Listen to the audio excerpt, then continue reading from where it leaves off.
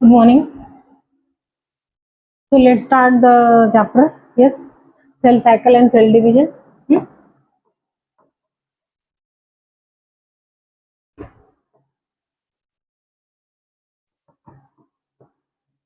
ठीक है, cell cycle and unit third का थर्ड चैप्टर। यूनिट थर्ड का थर्ड चैप्टर, उसमें पहला चैप्टर आपको सेल का स्ट्रक्चर क्या है, उसका फंक्शन क्या है वो दिया है। उसके बाद में बायोमोलिक्यूल एक्सप्लेन किया है, what are the content of cell. उसके बाद में थर्ड चैप्टर आपको दिया है cell cycle and cell division. ठीक है ना।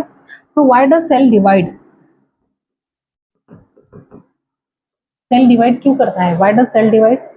एंड डू ऑल ऑर्गेनिजम्स और ऑल किंगडम्स, जितने भी किंगडम है, 5 किंगडम है ना, क्या सारे डिवाइड करते हैं? Yes, all members of all kingdom, that means Monera, Protista, fungi, all members of all kingdom show division.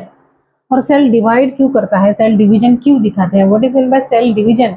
एक सेल से 2 सेल बन जाना, इसी को वही बोलते हैं सेल डिवीजन, बंटवारा हो जाना। फॉर एग्जाम्पल, ये एक सेल है, यूनिसेलुलर की बात चल रही है यहाँ पे। For example unicellular organism, unicellular मतलब तुम्हारा मोनेरा किंगडम और प्रोटिस्टा किंगडम। ठीक है, मोनेरा और प्रोटिस्टा। यूनिसेलुलर ऑर्गेनिज्म में क्या होता है बच्चे, कि जैसे ही सेल, पहले तो सेल का साइज बढ़ता है, उसी को बोलते हैं सेल की ग्रोथ होना, सेल का साइज बढ़ना। साइज बढ़ना मतलब क्या हो जाएगा? न्यूक्लियर कंटेंट बढ़ गया।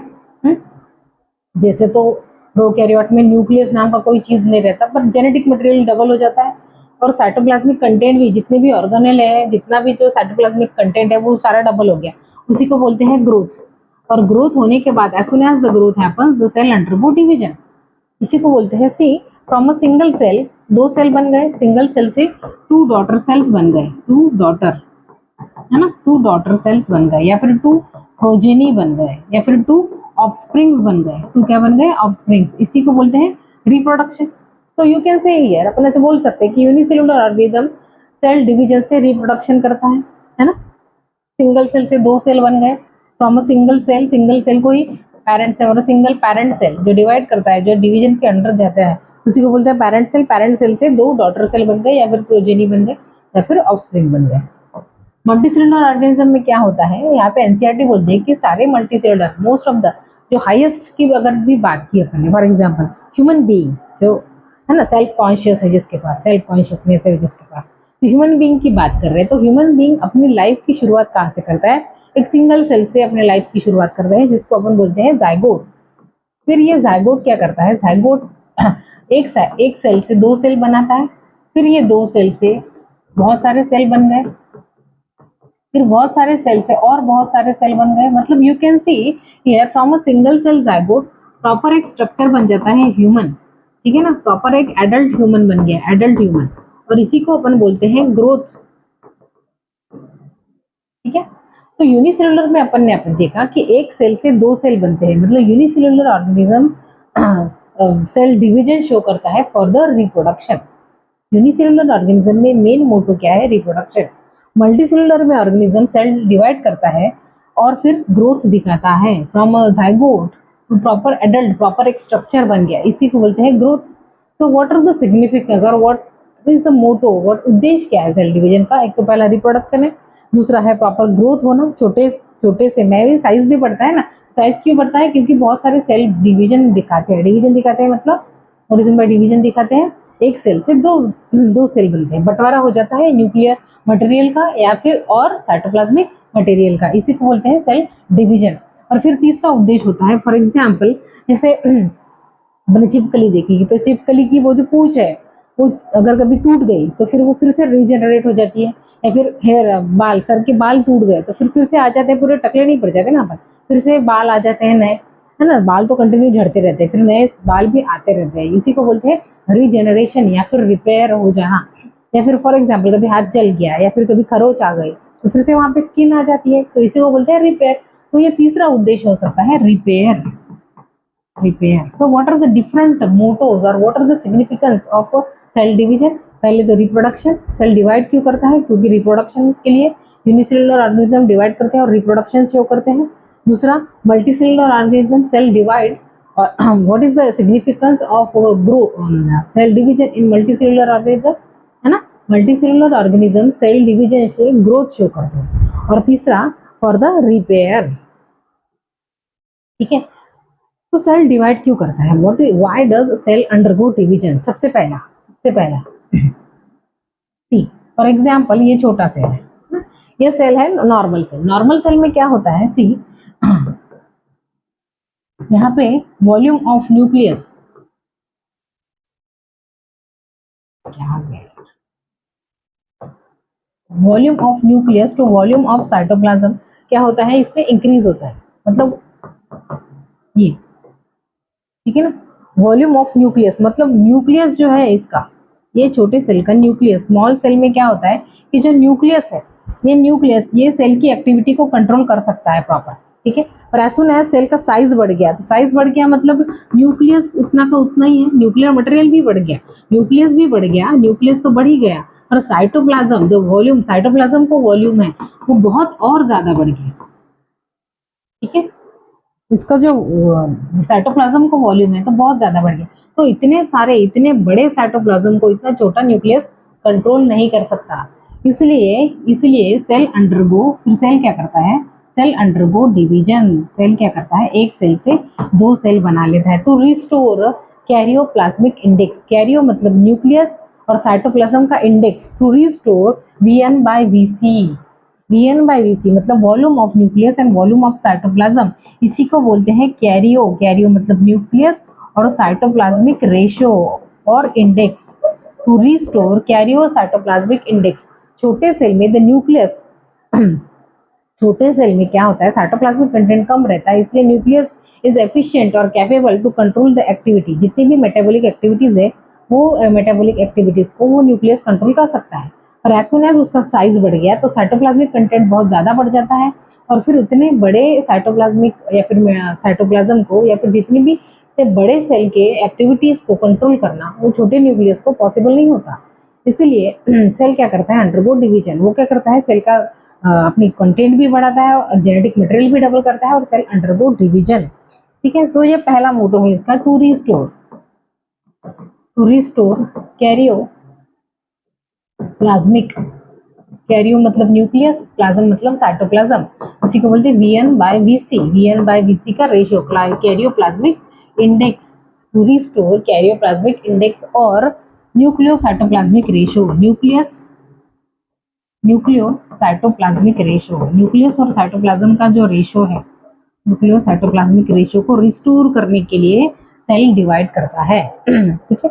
दूसरा what is the second purpose? For example एक छोटा सेल है, छोटा सेल में क्या होता है? सरफेस एरिया और वॉल्यूम के इक्वल रहते हैं, ठीक है। पर फिर as soon as the cell undergo growth बन गई तो क्या होता है? वॉल्यूम अचानक से बढ़ जाता है, वॉल्यूम बढ़ गया और सरफेस एरिया उतना नहीं बढ़ता, surface area not that much increase, ठीक है। Surface area not efficient, not much increase, ठीक है, बहुत ज्यादा नहीं बढ़ जाता है। तो इसलिए क्या होता है कि ट्रांसपोर्टेशन, ये बड़े सेल में ट्रांसपोर्टेशन डिफिकल्ट हो जाता है, बाहर से चीजें अंदर लेना, अंदर से बाहर चीजें आना भी डिफिकल्ट हो जाता है। सो इसीलिए भी सेल क्या करता है? अंडरगो डिवाइड कर जाता है, cell undergo division. So these are the two main purpose. As soon as growth हो गई तो क्या हो गया कि nucleus is not capable to control the metabolic activities और activities of the that increase size of the cell, इसलिए वो डिवाइड कर दिया। दूसरा मेन मोटो है कि सरफेस एरिया टू वॉल्यूम, है ना, वॉल्यूम बढ़ गया, सरफेस एरिया उतना नहीं बढ़ा, इसलिए वो सेल डिवाइड कर गया। So these are the two main mottos, ठीक है। फिर उसके बाद में अगर पढ़े कि सेल साइकिल या फिर सेल डिवीजन के टाइप्स है क्या कुछ? Cell division, yes. सबसे पहले है आपका ए माइटोसिस। ए माइटोसिस मतलब क्या होता है बच्चा? एब्सेंस ऑफ प्रॉपर माइटोसिस, मतलब माइटोस मतलब स्पिंडल फाइबर, स्पिंडल फाइबर्स का एब्सेंस, ठीक है। स्पिंडल फाइबर नहीं मिलते यहाँ पे, ये एक प्रिमिटिव मेथड है। प्रिमिटिव मतलब पुरानी, पहले यही होती थी। प्रिमिटिव लोअर ऑर्गेनिजम्स में दिखेगा, प्रिमिटिव मेथड है। लोअर ऑर्गेनिजम्स मतलब जैसे यूनिसेलुलर बैक्टीरिया वगैरह में यही दिखेगा अपने को एमाइटोसिस। एमाइटोसिस में क्या होता है? No spindle fibre formation, no spindle fibre formation. जैसे अपन बायोलॉजिकल क्लासिफिकेशन में चैप्टर में पढ़ते हैं कि जैसे डीएनए डबल हो गया है ना, फ्यूजन, जैसे ये फॉर एग्जांपल ये बैक्टीरिया है ना, ये बैक्टीरिया है, तो बैक्टीरिया यहाँ पे मीजोजोम्स रहते हैं, ये मीजोजोम, ठीक है ना। तो इसका जो जेनेटिक मटेरियल डबल हो जाता है, ये जेनेटिक मटेरियल डबल हो गया, ये और ये है ना डबल हो गया। फिर क्या होता है, आपको डायग्राम भी दिया है एनसीईआरटी में, है ना, ऐसा जैसे ये डिस्ट्रीब्यूट हो गए जेनेटिक मटेरियल और फिर इवेंचुअली फिर सेल, एक सेल से दो सेल बन गए। You can see here the DNA duplication, cytoplasm की मतलब DNA division as well as direct DNA division as well as direct cytoplasmic division. इधर किधर स्पिंडल वगैरह दिख रहे हैं क्या? नहीं, इसलिए इसको बोलते हैं डायरेक्ट डिवीजन। ये हो गया ए माइटोसिस। फिर दूसरा एग्जाम्पल है, दूसरा टाइप है सेल डिवीजन का माइटोसिस, है ना। माइटोसिस, माइटोसिस किस में दिखेगा? यूकैरियोट, प्रोकैरियोट में नहीं दिखता है, यूकैरियोट्स। इसको इक्वेशनल डिवीजन भी बोलते हैं, इक्वेशनल डिवीजन, क्योंकि क्रोमोसोम का नंबर कांस्टेंट रहता है। सारा पढ़ेंगे वन बाय वन, पहले आते हैं। उसके बाद एक डेफिनेशन, डेफिनेशन अगर जाए अपन कि सेल साइकिल क्या है और सेल डिवीजन क्या है, उसको साइकिल क्यों बोलते हैं, है ना, सेल डिवीजन को सेल साइकिल क्यों बोलते हैं। सी पहले क्या होता है कि फॉर एग्जांपल ये एक सेल है ना, ये सेल है, ये सेल का साइज बढ़ गया, मतलब साइज बढ़ जाना मतलब क्या है, सारे ऑर्गेनेल्स डबल हो गए, साइटोप्लाज्मिक कंटेंट डबल हो गया और जेनेटिक मटेरियल भी डबल हो गया। डबल होने के बाद eventually the cell will divide. फिर क्या करेगा, ये सेल फिर से सेल साइकिल में एंटर हो सकता है ना, इसका भी साइज बढ़ गया, मतलब सारे जेनेटिक मटेरियल और डीएनए कंटेंट और साइटोप्लाज्मिक कंटेंट डबल हो गए, फिर से ये सेल डिवाइड हो गया। ठीक है, उसके साथ भी वही हुआ, ठीक है ना, कि ये सेल भी बढ़ गया, इधर ये सेल भी बढ़ गया, फिर से ये डिवाइड हो गया दो सेल में। मतलब समझ रहे हैं आप क्या हो रहा है यहाँ पे, सेल का साइज बढ़ गया, सेल ग्रोथ हो गई, डीएनए डबल हो गया, फिर सेल डिवाइड हो गया, डीएनए डबल हो गया, सेल का साइज बढ़ गया, फिर से डबल हो गया। मतलब this is again and again repeating one and the same thing here, cell growth as well as division. Cell growth, cytoplasmic content increase, all organelles get double, the DNA content get double, then only the cell undergo division. And this is repeating again and again. This is repetitive. This is sequential. Proper एक sequence में हो रहा है, पहले cell का size बढ़ रहा है, साइटोप्लाज्मिक कंटेंट बढ़ रहा है, डीएनए डबल हो रहा है, उसके बाद में सेल डिवाइड कर रहा है। This is repeating again and again. This is it happens in a proper in sequential manner. ठीक है ना, एक प्रॉपर कोऑर्डिनेटेड वे में होता है, सेल का साइज बढ़ता है, साइटोप्लाज्मिक कंटेंट डबल होता है, उसके बाद डीएनए कंटेंट डबल होता है और फिर बाद में जाके सेल डिवाइड होता है। ये एक प्रॉपर सीक्वेंस में होता है और प्रॉपर एक कोऑर्डिनेटेड वे में होता है, कोऑर्डिनेटेड वे में होता है एंड प्रॉपर एक सीक्वेंशियल मैनर में होता है, प्रॉपर एक के बाद एक सीक्वेंस। इसीलिए उसको बोलते हैं सेल साइकिल, बार बार सेम थिंग रिपीट हो रही है, इसलिए उसको बोलेंगे सेल साइकिल। एक प्रॉपर कोऑर्डिनेटेड वे में हो रहा है, एक प्रॉपर सीक्वेंशियल वे में हो रहा है। ऐसे नहीं कि पहले डीएनए डबल हो गया, उसके बाद सेल का साइज बढ़ गया, उसके बाद में सेल डिवाइड हो गया, ऐसे नहीं है, प्रॉपर एक वे में हो रहा है ना। जैसे साइटोप्लाज्मिक ग्रोथ, साइटोप्लाज्मिक ग्रोथ हो रही है, ये तो कंटिन्यूअस प्रोसेस चलती रहती है, कंटिन्यूअस चलती रहती है, साइटोप्लाज्मिक ग्रोथ तो कंटिन्यूअस चलती रहती है, हाँ। पर DNA double, DNA gets double, ये एक ही टाइम पे होता है एस फेज में, उसका एक टाइम निश्चित किया गया है, ठीक है ना। और ये प्रॉपर कोऑर्डिनेटेड वे में है। अगर कोऑर्डिनेटेड वे में नहीं होगा तो क्या होगा, म्यूटेशन हो जाएगा, कुछ एब्नॉर्मलिटी आ जाएगी। इसीलिए डेफिनेशन में ही आपको दिया है द सीक्वेंशियल इवेंट्स वेयर, आपको डेफिनेशन क्या दिया है एनसीईआरटी में, सी द सीक्वेंस, प्रॉपर एक सीक्वेंस में हो रहा है, द सीक्वेंशियल इवेंट्स वेयर जहां पे the cell duplicates its genome, cell duplicates its genome मतलब क्या, जितने भी इसेंशियल जीन है वो सारों को डबल कर देगा, जितने भी इसेंशियल जीन है ना, उन सारों को डबल कर देगा। इसेंशियल जीन मतलब both you chromatin plus heterochromatin, ये सारा पढ़ाया है सेल यूनिट ऑफ लाइफ, है ना। यू क्रोमैटिन मतलब less condense, heterochromatin more condense, है ना। यू क्रोमैटिन प्लस हेटेरोक्रोमैटिन सारा डबल हो जाएगा। See where the sequential events where the cell duplicates its genome and synthesise all its content, पूरा content double कर लेता है, पूरा साइटोप्लाज्मिक ग्रोथ कर लेता है एंड इवेंचुअली डिवाइड, और बाद में इवेंचुअली डिवाइड कर जाता है, इसी को बोलते हैं सेल साइकिल। साइकिल क्यों बोलते हैं? क्योंकि रिपीट हो रहा है वन एंड बार बार सेम थिंग, इसलिए, है ना। एनसीईआरटी एक बार पढ़ लेते हैं। Cell cycle, are you aware that all organisms even the largest start their life from a single cell? Single cell zygote से स्टार्ट करते हैं life. You may wonder how a single cell then grow to form such large organism by cell division only. एक single cell से बड़ा structure बन गया, कैसे बन गया? Cell intergo division. Growth and reproduction are the characteristics of cell. हाँ, ये अपन ने डिस्कस किया द लिविंग वर्ल्ड चैप्टर में, we have discuss that there are 7 features mentioned there, but growth and reproduction are the features of living. Indeed, all living organism, yes, all cell reproduce by dividing into two, है ना। Unicellular में reproduction, cell division and reproduction, cell divide क्यों करता है? Reproduction के लिए। With each parental cell giving rise to two daughter cell, है ना। एक सेल से दो सेल बन गए। The newly form daughter cell of them cells grow, फिर ये क्या करेगा? यहाँ पे ये बोला है कि फॉर एग्जाम्पल, यहाँ पे ये बोल रही है कि फॉर एग्जाम्पल ये पेरेंट सेल है ना, ये पेरेंट सेल है, तो इससे दो सेल बन गए, ये दो सेल बन गए। तो ये जो ये सेल तो ग्रो करेगा, फिर से डिवाइड करेगा, है ना। एक तो ये हो सकता है, मतलब this cell can again enter into cell division. ये सेल में भी एक तो सेल डिवीजन में जा सकता है, ये सेल डिवाइड मतलब again enter into the cell division. और क्या कर सकता है इसके साथ? एक तो डिफरेंशिएट, फुल्ली डिफरेंशिएट हो जाए,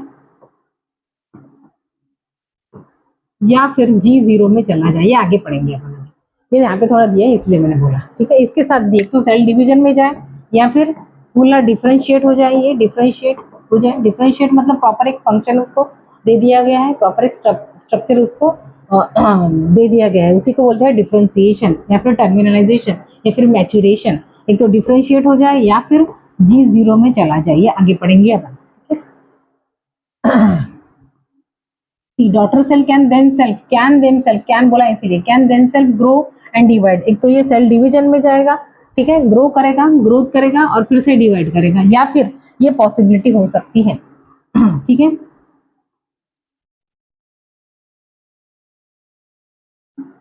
कंसिस्ट ऑफ मिलियन सेल, एक सेल से सेल डिवाइड होके मिलियंस ऑफ सेल बना सकते हैं, यही बोला है इनिशियल पैराग्राफ में, nothing difficult given.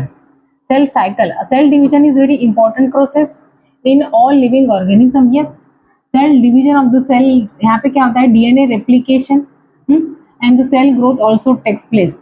All this process, that is cell division, DNA replication and cell growth, all these are coordinated process. That means, see, the cell growth, two events actually happens. Which are the two main events happens in the cell division?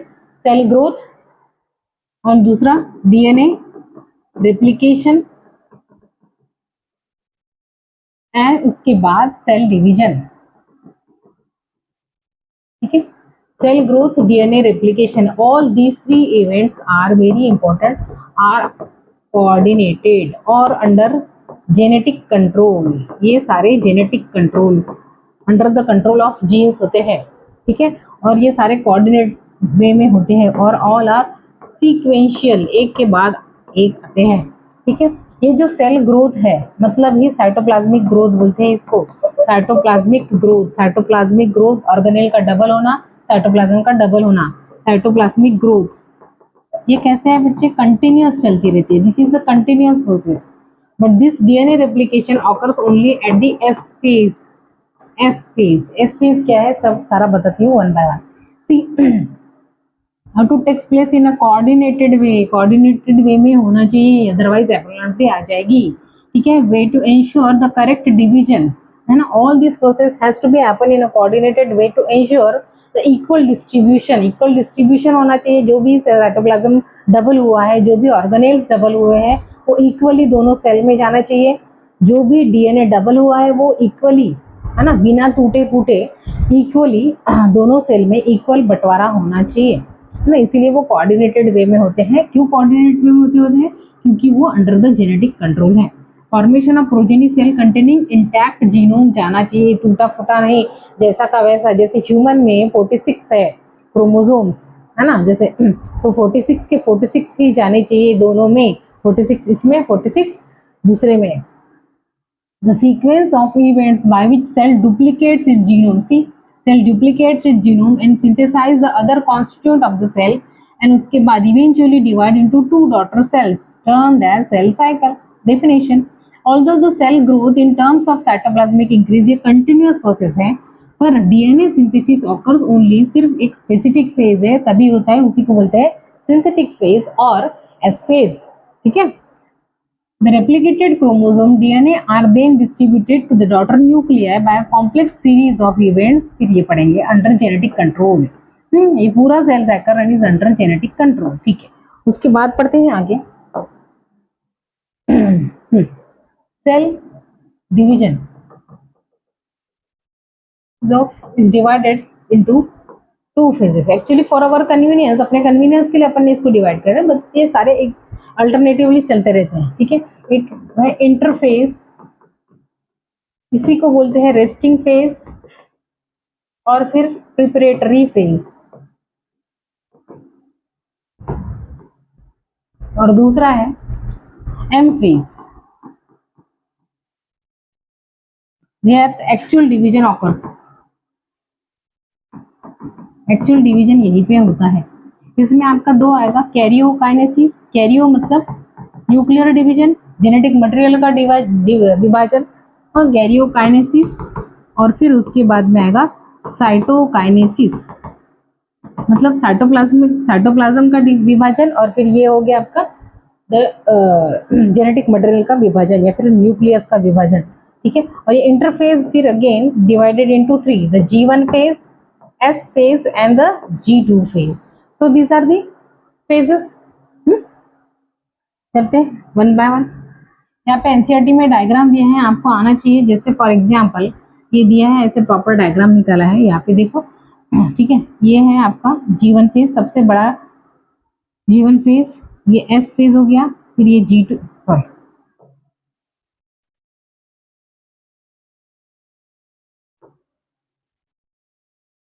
ठीक है, ये for example ये G1 phase, ये S phase, ये G2 phase, और फिर ये हो गया M फेज. M फेज में ये कैरियोकाइनेसिस आ गया और ये हो गया साइटोकाइनेसिस. ठीक है, this is the M phase, this is M phase, this one. और फिर यहाँ से लेके पूरा यहाँ तक ये हो गया इंटरफेज. ठीक है, इसी को बोलते हैं इंटरफेज. यहाँ पे एक्चुअल प्रिपरेशन चलता है. ठीक है ना, जैसे आपकी नीट की प्रिपरेशन 1 साल को आप प्रिपेयर करते हो, और फिर एग्जाम हॉल में जाते हो, तो ये एग्जाम हॉल का सीन है, ये वाला एम फेज. और ये प्रिपरेटरी फेज है आपका पूरा साल भर का, 2 साल का. ठीक है, तो पढ़ते हैं वन बाय वन. इंटरफेज में क्या होता है, cell is metabolically active, continuous growth होती है. Cell is metabolically active, continuous cytoplasmic growth होती है. पहले एनसीईआरटी पढ़ लीजिए. A typical eukaryotic cell cycle is illustrated ये.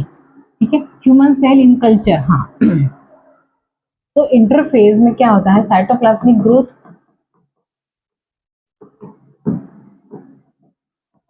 Cell is metabolically active. ठीक है, और ये मैक्सिमम ड्यूरेशन इसी में लगता है, इसको प्रिपरेटरी फेज भी बोलते हैं.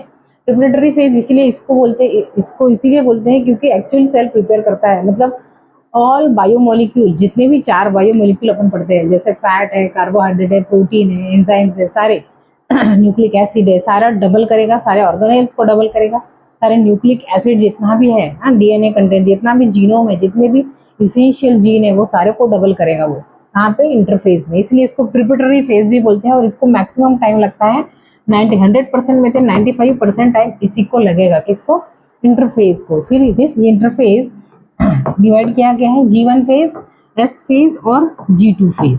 हाँ, G1 फेज में क्या होता है बच्चे, ये थोड़ा लॉन्ग फेज है क्योंकि यहाँ पे मैक्सिमम ग्रोथ G1 फेज में ही चलता है, maximum cytoplasmic growth G1 phase में ही चलता है. जितने भी मैक्सिमम ऑर्गेनेल है ना, जैसे सिंगल मेम्ब्रेन बाउंड ऑर्गेनेल है, डीएनए, न्यूक्लियोटाइड्स है, न्यूक्लियोसाइड्स है, इनका सिंथेसिस, जितने भी एटीपी चाहिए है ना, जितने भी एटीपी सेल ग्रो कर रहा है ना, सेल डिवाइड कर रहा है, उसके पहले ग्रो करेगा तो उसको एटीपी चाहिए, वो एटीपी यहीं पे सिंथेसिस होता है. जितने भी आरएनए चाहिए है ना, ट्रांसक्रिप्शन, ट्रांसलेशन, जैसे डीएनए से आरएनए बनाना, इसको क्या बोलते हैं अपन, ट्रांसक्रिप्शन. आरएनए से फिर प्रोटीन बनेगा, ट्रांसलेशन, ये सारी एक्टिविटीज किसमें चलेगी, G1 फेज। G1 फेज को दूसरा नाम है गैप फेज, गैप 1 फेज, या फिर ग्रोथ फेज, ग्रोथ 1 फेज। इसी को पोस्ट माइटोटिक फेज भी बोलते हैं। क्यों बोलते हैं बताती हूँ अभी, पोस्ट माइटोटिक फेज या फिर प्री सिंथेटिक फेज भी बोलते हैं, प्री सिंथेटिक फेज। प्री, ये सारे नाम है, सारे नाम से क्वेश्चन आएगा तो आना चाहिए, कोई डिफिकल्ट नहीं है, ठीक हो। ये G1 फेज है। ओहो हो, क्या हो गया भाई,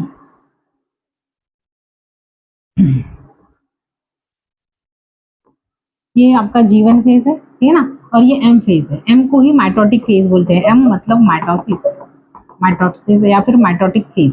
ये माइटोटिक के बाद है ना, माइटोटिक के बाद है ना, माइटोटिक के बाद में आ रहा है, इसलिए इसको पोस्ट माइटोटिक फेज बोलते हैं। और सिंथेसिस, डीएनए सिंथेसिस के पहले आ रहा है, इसलिए इसको प्री सिंथेटिक फेज बोलते हैं। यहाँ पे गैप क्यों बोलते हैं, गैप फेज इसलिए बोलते हैं क्योंकि डीएनए रेप्लिकेशन और ये एम फेज के बीच में का गैप है, इसलिए उसको गैप फेज बोलते हैं, ठीक है।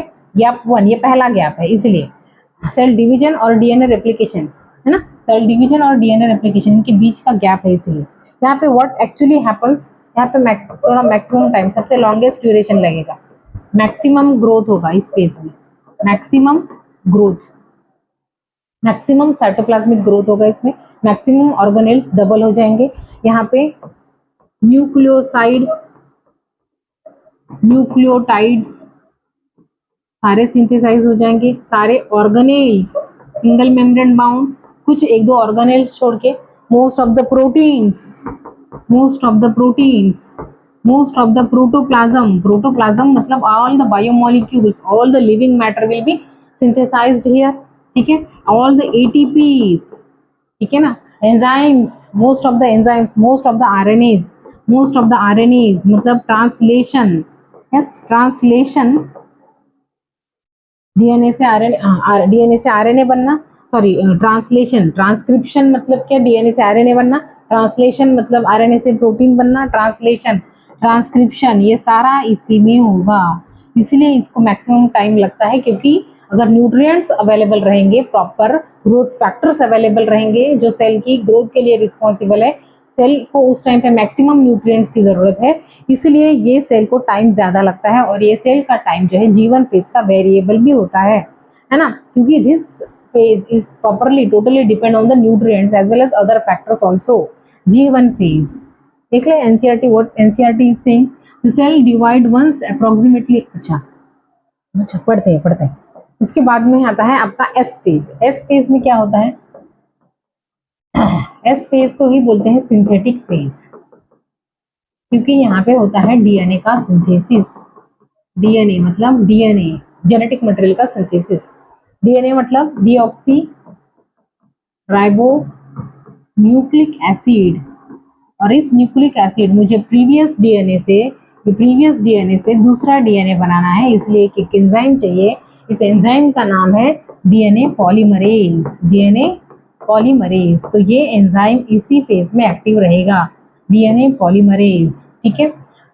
फिर हिस्टोन प्रोटीन, हिस्टोन प्रोटीन इसी फेज में बनेंगे। हिस्टोन प्रोटीन क्या होता है, फॉर एग्जाम्पल ये डीएनए है, डीएनए डबल स्टैंडर्ड डीएनए, ये डीएनए क्या होता है, डीएनए हिस्टोन प्रोटीन के साथ लपेट के रहता है, क्योंकि और एक कॉम्पैक्ट स्ट्रक्चर बना है जिसको अपन क्रोमैटिन बोलते हैं, ठीक है ना। तो इसीलिए ये अपन सेल में पढ़े हैं पूरा, हिस्टोन प्रोटीन भी यही सिंथेसाइज होता है, क्रोमैटिन, क्योंकि डीएनए अकेला नहीं रहता, वो कुछ प्रोटीन और आरएनए के साथ बाइंड होके रहता है ना, तभी जाके वो न्यूक्लियस के अंदर घुस सकता है, उसी को अपन बोलते हैं क्रोमैटिन, ठीक है ना। Chromatin, DNA, RNA, some histone proteins and some non histone protein, इसी को अपन जाके बोले हैं क्रोमैटिन, और क्रोमैटिन ही है जो अपने को एक्चुअल न्यूक्लियस के अंदर दिखता है। S phase what we are discussing here, we are discussing S phase. S phase में डीएनए डुप्लीकेट होगा और डीएनए को बाइंड करने के लिए हिस्टोन प्रोटीन चाहिए, इसलिए histone protein also get duplicate in the S phase, ठीक है। DNA duplication in the nucleus, nucleus के अंदर जो भी डीएनए है, मतलब न्यूक्लियर डीएनए का डुप्लीकेशन एस फेज में होगा। I am not talking about the cytoplasmic DNA, जो माइटोकॉन्ड्रिया के अंदर डीएनए है, जो क्लोरोप्लास्ट के अंदर डीएनए है, वो सेल साइकिल के किसी भी फेज में डुप्लीकेट या फिर डबल हो सकता है। ठीक है, जो क्लोरोप्लास्ट के अंदर डीएनए है, जो माइटोकॉन्ड्रिया के अंदर डीएनए है, वो सेल साइकिल के किसी भी फेज में डबल हो सकता है। But here specially the nucleus के अंदर जो डीएनए है वो सिर्फ एस फेज में डुप्लीकेट होगा, डबल होगा। ठीक है, so what are the two major events happen in the, so these are the two major events occur, which are the two major events? First, अरे क्या हो गया, the first DNA duplication, ठीक है, इनसाइड न्यूक्लियस, और nuclear DNA inside nucleus. ठीक है, nuclear DNA, very specifically nuclear DNA और न्यूक्लियर जेनेटिक मटेरियल। ठीक है, इनसाइड न्यूक्लियस। और साइटोप्लाज्म में स्पेशली अगर एनिमल सेल है, एनिमल सेल है, तो एनिमल सेल में क्या होता है, इनसाइड साइटोप्लाज्म, एस फेज की बात चल रही है, साइटोप्लाज्म में क्या होता है एनिमल सेल में स्पेसिफिकली, सेंट्रियोल,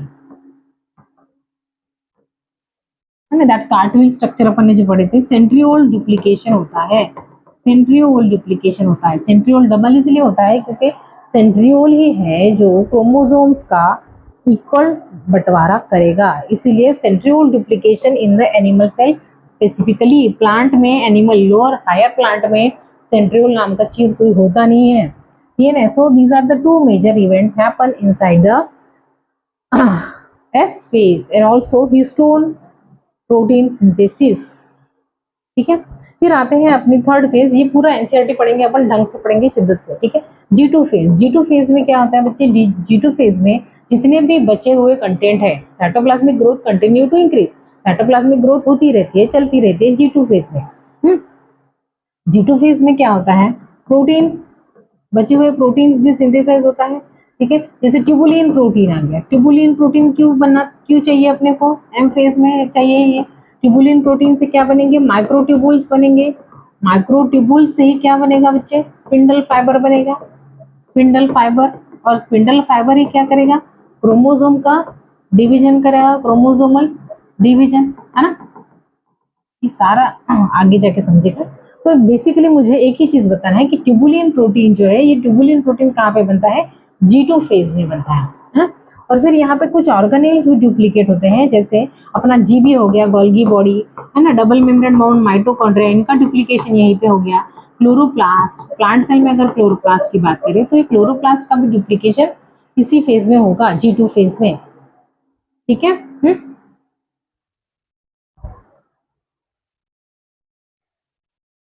G2 फेज में होगा। एक बार एनसीईआरटी देख लेते हैं। तो ये सारी हो गई इंटरफेज, इंटरफेज के बारे में, इंटरफेज, ये सारा हो गया इंटरफेज। ठीक है, इंटरफेज 95% लेता है। ठीक है, और फिर जो एक्चुअल डिवाइड करता है एम फेज, वो सिर्फ 5%, 100% में से 95% तो इंटरफेज को ही लगेगा, सिर्फ 5% बचा हुआ जो टाइम है वो एम फेज ले जाएगा।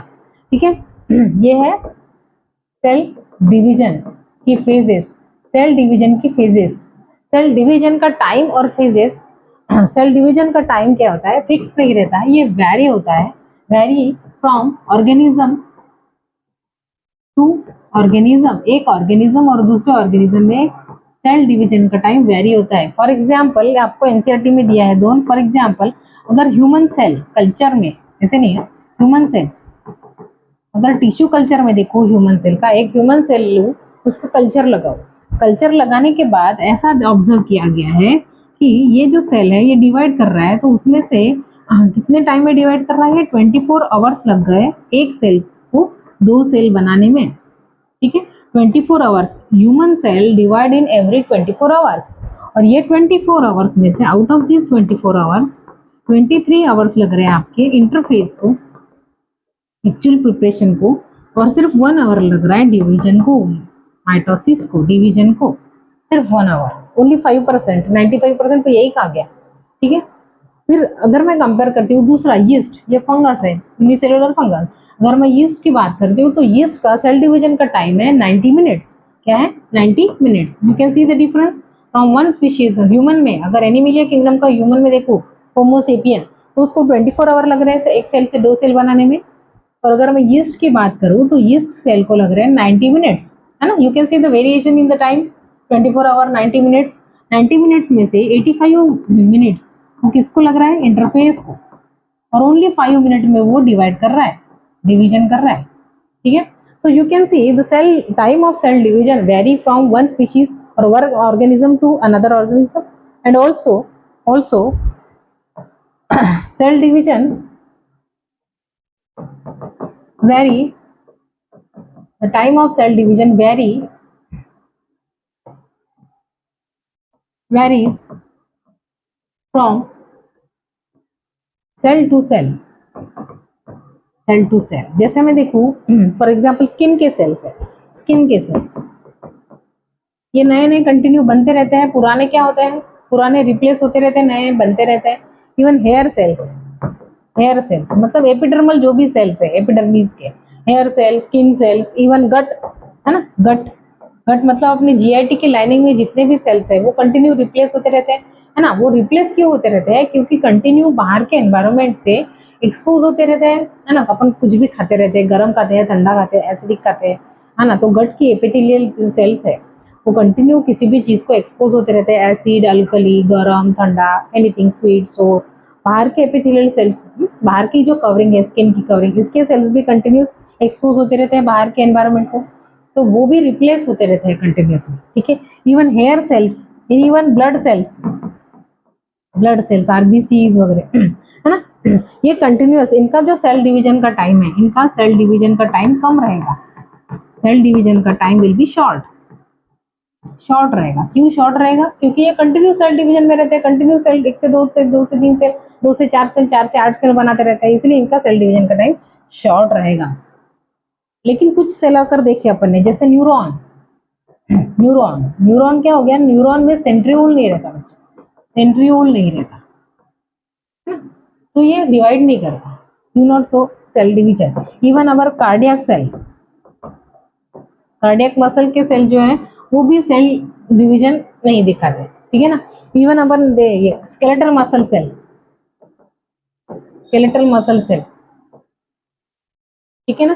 तो ये यू कैन सी द एक ही ऑर्गेनिज्म है, जैसे ह्यूमन बीइंग के न्यूरॉन, ह्यूमन बीइंग में एक सेल है न्यूरॉन, दूसरा सेल है कार्डियक सेल, तीसरा सेल है, इसमें क्या है, ये परमानेंटली डिफरेंशिएटेड सेल बोल सकते हैं इसको, या फिर दे उनका सेल डिवाइड नहीं करते, ये G0 फेज में रहते हैं। जैसे जब भी जरूरत पड़ी उनका सेल डिवीजन का टाइम लॉन्ग है ऐसे बोल सकते हैं, या फिर न्यूरॉन तो डिवाइड ही नहीं करता, है ना। You can see the difference in the time, one cell is showing less number of time or less duration of time is required for the epithelial cell to divide, and here you can see for example cardiac cell or the skeletal cell, they require a longer time to divide, or they do not divide also, some cells do not divide also। you can see the extreme two different stages, कुछ cell को थोड़े time में divide कर रहे हैं, कुछ cell को ज्यादा टाइम लग रहा है, कुछ सेल को डिवाइड ही नहीं कर रहे हैं।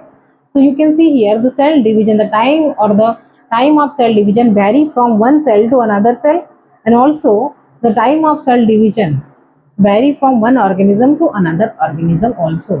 what I am saying, the time of cell division vary, किसी में 24 घंटा लग रहा है, किसी में 90 मिनट लग रहा है, और इवन एक ही ऑर्गेनिज्म में 2 सेल अगर लिया मैंने, न्यूरॉन डिवाइड ही नहीं कर रहा है, और जैसे स्किन के सेल है कंटिन्यू डिवाइड कर रहे हैं छोटे टाइम में, कम टाइम में, understand.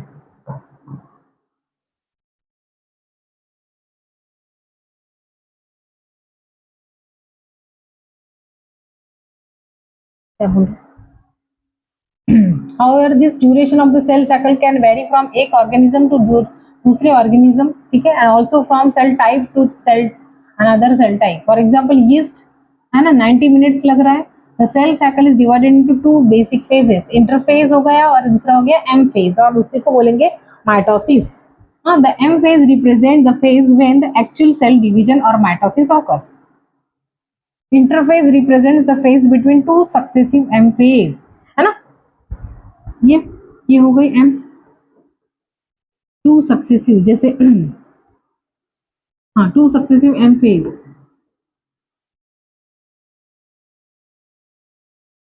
It is significant to note that in 24-hour average duration of cell cycle of human cell को एक सेल से 2 सेल बनाने के लिए 24 आवर लगता है। Cell division proper last only for about 1 hour, M phase को सिर्फ 1 आवर लगेगा। The interphase last more than 95 minutes, ये सब बढ़ाया अभी मैंने। The M phase starts with the nuclear division and corresponds to the separation of daughter chromosome। ये सब कैरियोकाइनेसिस एंड साइटोकाइनेसिस डिटेल में पढ़ेंगे अभी। The interphase though called resting phase, it is time during which the cell is actually preparing, इसलिए उसको preparatory phase भी बोलते हैं। और उसको रेस्टिंग स्टेज इसलिए बोलते हैं क्योंकि जो भी मेटाबॉलिक एक्टिविटीज है वो कुछ साइंटिस्ट को माइक्रोस्कोप में ऑब्जर्व नहीं हुई, इसलिए उसको रेस्टिंग स्टेज बोलते हैं। But actually cell is not resting there, cell is actually preparing, cell is in continuous growth, undergoing both cell growth as well as DNA replication in an orderly manner. Very important. The interphase is divided into gap 1 phase, S phase and G2 phase, है ना, gap 2 phase। क्या हो गया देखो, G1 phase corresponds to the interval between, यहाँ पे G1 phase, ये G1 phase is a correspond to interval between actual mitosis, है ना, जो अपन ने ऐसे निकाली थी, ये यहाँ पे M phase थी, ये G1 फेज और S फेज, इसके बीच में का जो इंटरवल है इसी को बोलेंगे G1 phase. G1 phase gap between M and S, not metabolically active. During this phase the cell is very metabolically active, continuously growth दिखाता है और DNA रेप्लिकेट नहीं करता, है ना। Period during which the DNA synthesis और replication takes place, during this time the amount of DNA per cell double. ये S phase की बात चल रही है। एस और synthetic phase marks the period during which the DNA, अच्छा direct इतना ही कुछ नहीं दिया यहाँ पे। एस फेज में अपन ने पढ़ा कि डीएनए रेप्लिकेट होता है, डुप्लीकेट होता है, हाँ, और तो क्रोमोसोम फॉर एग्जाम्पल अपन देखते हैं G1 phase, S phase, G2 phase और फिर M फेज। यहाँ पे एक चीज दिया है आपको कि फॉर एग्जाम्पल G1 फेज में अगर क्रोमोसोम नंबर है 2n इज इक्वल टू 4, ठीक है, 2n मतलब डिप्लॉयड सेल। डिप्लॉयड मतलब फॉर एग्जाम्पल ऐसा ऑर्गेनिज्म जिसके हर सेल में, जैसे ह्यूमन बींग ले, मेरे बॉडी के हर सेल में हर एक क्रोमोसोम, कितने क्रोमोसोम है अपने पास, 46 क्रोमोसोम, मतलब 23 पेयर्स जोड़े हैं, 1 2 3 4 5 6 7, ऐसे 23 इधर रहेंगे, 23 इधर रहेंगे, ऐसे जोड़े हैं अपने पास। मतलब क्रोमोसोम नंबर 1 की 2 copy chromosome number 1, chromosome number 2, chromosome number 2 की 2 copy chromosome number 2, chromosome number 2, है ना, एक मम्मी से आई एक पापा से आई। इसी को बोलते हैं डिप्लॉयड ऑर्गेनिज्म। डिप्लॉयड ऑर्गेनिज्म मतलब ऐसे ऑर्गेनिज्म जिनके बॉडी के हर सेल में, जिनके बॉडी के हर सेल में मतलब क्या, ऑर्गन है, ऑर्गन के अंदर टिश्यू रहेगा, टिश्यू के अंदर सेल रहेगा, सेल के अंदर न्यूक्लियस रहेगा, न्यूक्लियस के अंदर हर क्रोमोसोम की 2 कॉपी है, 2 कॉपी इससे डिप्लॉयड। हैप्लॉयड मतलब जैसे लोअर ऑर्गेनिज्म, लोअर ऑर्गेनिज्म मतलब उनके पास एक ही कॉपी है, क्रोमोसोम नंबर 1 की एक ही कॉपी, क्रोमोसोम नंबर 2 की एक ही कॉपी, क्रोमोसोम नंबर 3 की एक ही कॉपी, इसको बोलेंगे हैप्लॉइड। कुछ नहीं है डिफिकल्ट, ठीक है। तो जैसे मैंने बोला कि ये डिप्लॉयड ऑर्गेनिज्म, फॉर एग्जांपल ये एक ऑर्गेनिज्म है डिप्लॉयड जिसके पास 2n इज इक्वल टू 4 है, तो एस फेज में भी 2n is equal to chromosome का नंबर सेम ही रहेगा, 4 ही रहेगा, 4 ही रहेगा। एम फेज में एक सेल से 2 सेल बनते हैं, तो 1 सेल में भी 4 ही रहेगा, सेकंड सेल में भी 4 ही रहेगा। क्यों रहेगा अभी बताते हो, ठीक है। यहाँ पे जैसे G1 में डीएनए कंटेंट है फॉर एग्जाम्पल 12 पिकोग्राम, 12 पिकोग्राम या फिर 2C है, 2C या फिर 12 पिकोग्राम।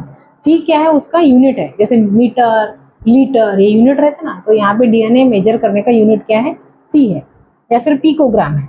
अगर G1 फेज में डीएनए कंटेंट कितना है, 12 पिकोग्राम है, यहाँ पे दिया इसलिए, यहाँ पे अभी समझ में नहीं आएगा, मैं आगे एक्सप्लेन करूंगी, पर यहाँ पे एक लाइन आई है इसलिए बता रही हूँ।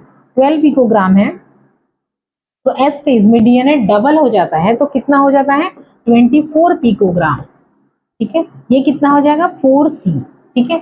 ये भी G2 फेज में सेम टू सेम रहता है, 24 पिकोग्राम, 4C, ठीक है। और M फेज में ये 12, 24 में से 12 इधर जाएगा, 12 इधर जाएगा, ठीक है, 12 पिकोग्राम इधर, 12 पिकोग्राम इधर, 2C इधर, 2C इधर। This is how the equal distribution of chromosome. Chromosome का नंबर सेम ही रहेगा, you see the chromosome number is constant, but DNA content double in the 2 phase. G2 phase में DNA content double हो गया और S phase में भी DNA content double हो जाएगा, ठीक है, क्योंकि S फेज में डीएनए डबल होता है इसलिए।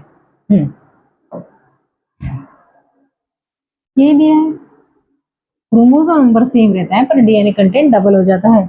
इन the animal cell during S phase the DNA replication begins in the nucleus and the centriole duplicates in the cytoplasm. अभी बताया मैंने एनिमल सेल की बात चल रही है specifically. During G2 phase proteins are synthesize. कौन सा प्रोटीन स्पेसिफिकली भाई? ट्यूबुलिन प्रोटीन, ठीक है। और हिस्टोन प्रोटीन एस फेज में होता है ना। In the preparation of mitosis while the cell growth continues. यहाँ पे क्या दिया है, क्वेश्चन पूछे हैं कुछ। How do plants and animals continue to grow their lives? कैसे करते हैं प्लांट्स और animal grow? By cell division. ठीक है, इसका आंसर आएगा बाय सेल डिवीजन। 1 से 2 सेल बनते हैं, 2 से 4, 4 से 8 ऐसे। इसी तरीके से प्लांट और एनिमल ग्रोथ दिखाते हैं। Do all cells in the plant divide all the time? No, not all cells. For example एक प्लांट है तो प्लांट की शूट पे कुछ सेल्स रहेंगे, रूट पे कुछ सेल्स रहेंगे, इसी को बोलेंगे शूट अपाइकल मेरिस्टेमेटिक सेल्स, और इसी को बोलेंगे रूट अपाइकल मेरिस्टेमेटिक सेल्स। सी प्लांट में 2 टाइप के सेल रहते हैं। एक टाइप का सेल को बोलते हैं मेरिस्टेमेटिक सेल और दूसरे टाइप को सेल बोलते हैं परमानेंट सेल, है ना। फॉर एग्जाम्पल ये एक सेल है प्लांट का, इससे इस सेल से 2 सेल बन गए, इस सेल से 2 सेल बन गए, तो ये सेल कंटिन्यू सेल डिवीजन में है, कंटिन्यू डिवाइड कर रहा है, तो इस सेल को बोलेंगे मेरिस्टेमेटिक सेल। क्या बोलेंगे? Meristematic cell. और दूसरा सेल है ये डिफरेंशिएट हो गया, परमानेंट हो गया। परमानेंट हो गया मतलब इसको कुछ काम दिया गया है, इसको कुछ स्ट्रक्चर प्रॉपर दिया गया है, the shape structure and the function decide किया गया है, इसी को बोलेंगे परमानेंट सेल या फिर डिफरेंशिएटेड सेल। डिफरेंशिएट हो गया, वो डिफरेंशिएट हो गया मतलब मैच्योर हो गया, उसको काम दिया गया है, उसको प्रॉपर एक शेप दिया गया है, उसको प्रॉपर एक स्ट्रक्चर दिया गया है, इसी को बोलेंगे परमानेंट सेल। तो ये जो मेरिस्टेमेटिक सेल है ये कंटिन्यूअस सेल डिवीजन में रहते हैं। क्वेश्चन आपको वहीं पे पूछा है। Do all cells? No. Do all the cells in the plant divide? No, not all the cells in the plant. Some cells in the plant are continuously present or continuously show cell division. Which are those cells? These cells are nothing but the meristematic cells. तो meristematic cell plant में कहाँ मिलेंगे? Apex पे मिलेंगे, apical sales, root के apex पे, या फिर अपेक्स मतलब क्या? टकले पे, एंड पे। एक तो शूट, शूट मतलब जो जमीन के ऊपर है उसको शूट बोलते हैं, जमीन के नीचे रहेगा उसको रूट बोलते हैं। रूट के टिप पे रहेंगे या फिर शूट के टिप पे रहेंगे, या फिर यहाँ पे रह सकते हैं laterally. Lateral, lateral can be, lateral बोलते हैं, लैटरल मेरिस्टेमेटिक सेल। तो लैटरल जो है वो लैटरल ग्रोथ कराते हैं, चौड़ाई बढ़ाते हैं, और ये जो रूट अपेकल और शूट अपेकल क्या करते हैं? वर्टिकल ग्रोथ करते हैं। फॉर एग्जांपल ये इतना है तो फिर बाद में लंबाई बढ़ाते हैं वर्टिकल ग्रोथ के लिए, और लैटरल मेरिस्टेमेटिक सेल क्या करते हैं? चौड़ाई बढ़ाते हैं। Do you think all cells continue to divide in all plant cell and animal? No. Stem cells, animal में स्टेम सेल्स डिवाइड करते हैं, है ना, सर्टन लोकेशन पे प्रेजेंट रहते हैं एनिमल में, उसको स्टेम सेल बोलते हैं जो कंटिन्यूअस डिवीजन दिखाते हैं। और प्लांट में जो सेल्स कंटिन्यूअस डिवीजन दिखाते हैं उनको बोलते हैं बच्चे मेरिस्टेमेटिक सेल, ठीक है। Can you tell the name? हाँ, नाम तो बताया ना अभी, लोकेशन भी बता दिया, अपेक्स एंड लैटरली, हाँ, हायर प्लांट का। In animal you have similar animal में मेरिस्टेमेटिक सेल नहीं रहते, इसमें एनिमल्स में स्टेम सेल रहते हैं, सर्टन लोकेशंस पे रहते हैं, वो पढ़ेंगे अपन, यहाँ पे नहीं पढ़ेंगे, दूसरे चैप्टर में पढ़ेंगे, ठीक है। Some cells in the adult animal do not see. यहाँ पे एक फेज दिए G0 फेज। अभी G0 फेज क्या है बोलती बताती हूँ मैं। फॉर एग्जाम्पल ये सेल हो गया, ये सेल है ना, जैसे ये हो गया आपका, ये है आपका S फेज, ये हो गया आपका G1 फेज। तो G1 फेज में क्या होता है? ये सेल है, सेल एंटर कर गया सेल डिवीजन में, ये यहाँ पे आ गया सेल, मैक्सिमम ग्रोथ हो गई, मैक्सिमम ग्रोथ हो गई, ठीक है, मैक्सिमम ग्रोथ हो गई, साइटोप्लाज्म डबल हो गया, प्रॉपर ऑर्गेनेल्स डबल हो गए। पर अगर ग्रोथ फैक्टर्स नहीं है, ग्रोथ फैक्टर मतलब सेल ग्रोथ के लिए responsible proteins, growth factors available नहीं है, या फिर न्यूट्रिएंट्स अवेलेबल नहीं है, ठीक है, या फिर कोई भी रीजन है, तो यहाँ पे सेल डिवाइड नहीं करता, सेल यहीं पे रुक जाता है। मतलब सेल क्या करता है? यहीं से at the end of G1 phase cell will decide whether to enter inside the cell cycle. यहाँ पे एक चेक पॉइंट रहता है, वो चेक करता है whether to enter inside the cell cycle, continue करे या फिर यहीं से G0 में एंटर कर जाए, चुपचाप बैठ जाए, या फिर तीसरा हो सकता है ये, तो सेल कंटिन्यू टू डिवाइड, ये एक फेज हो सकती है, ठीक है, enter into the cell cycle, या फिर enter into the G0 phase, या फिर तीसरी चीज हो सकती है कि सेल डिफरेंशिएट हो गया। डिफरेंशिएट मतलब मैच्योर हो गया या फिर परमानेंट हो गया।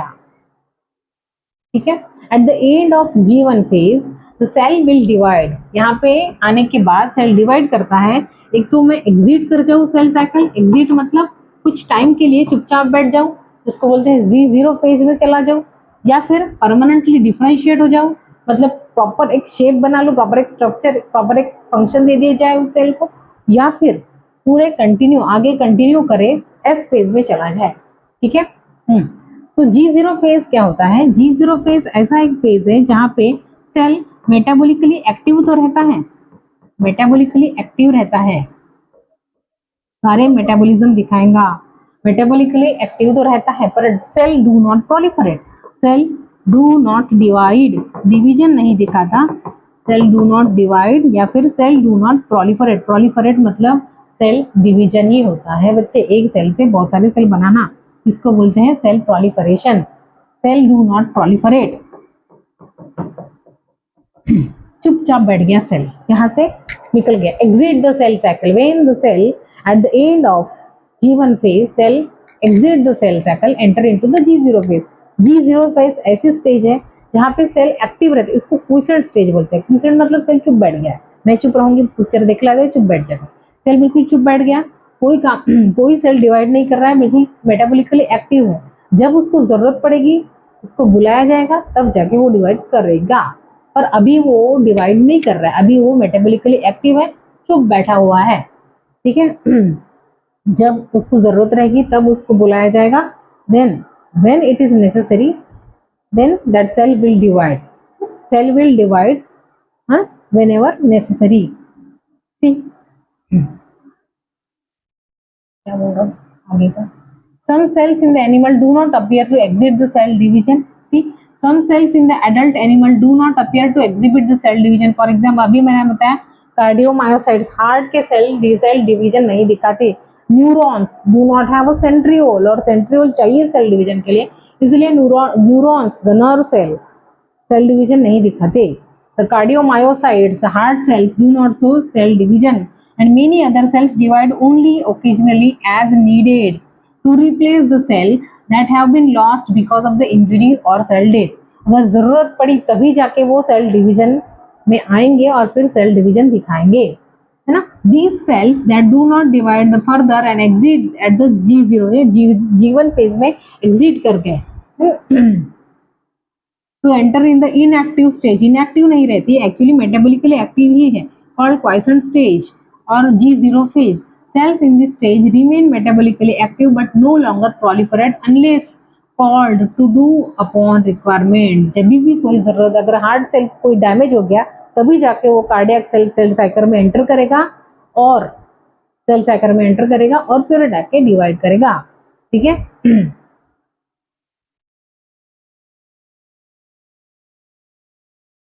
ठीक है, एक चेक पॉइंट बताना है मुझे आपको। चेक पॉइंट क्या रहते हैं? फॉर एग्जाम्पल ये सेल साइकिल है,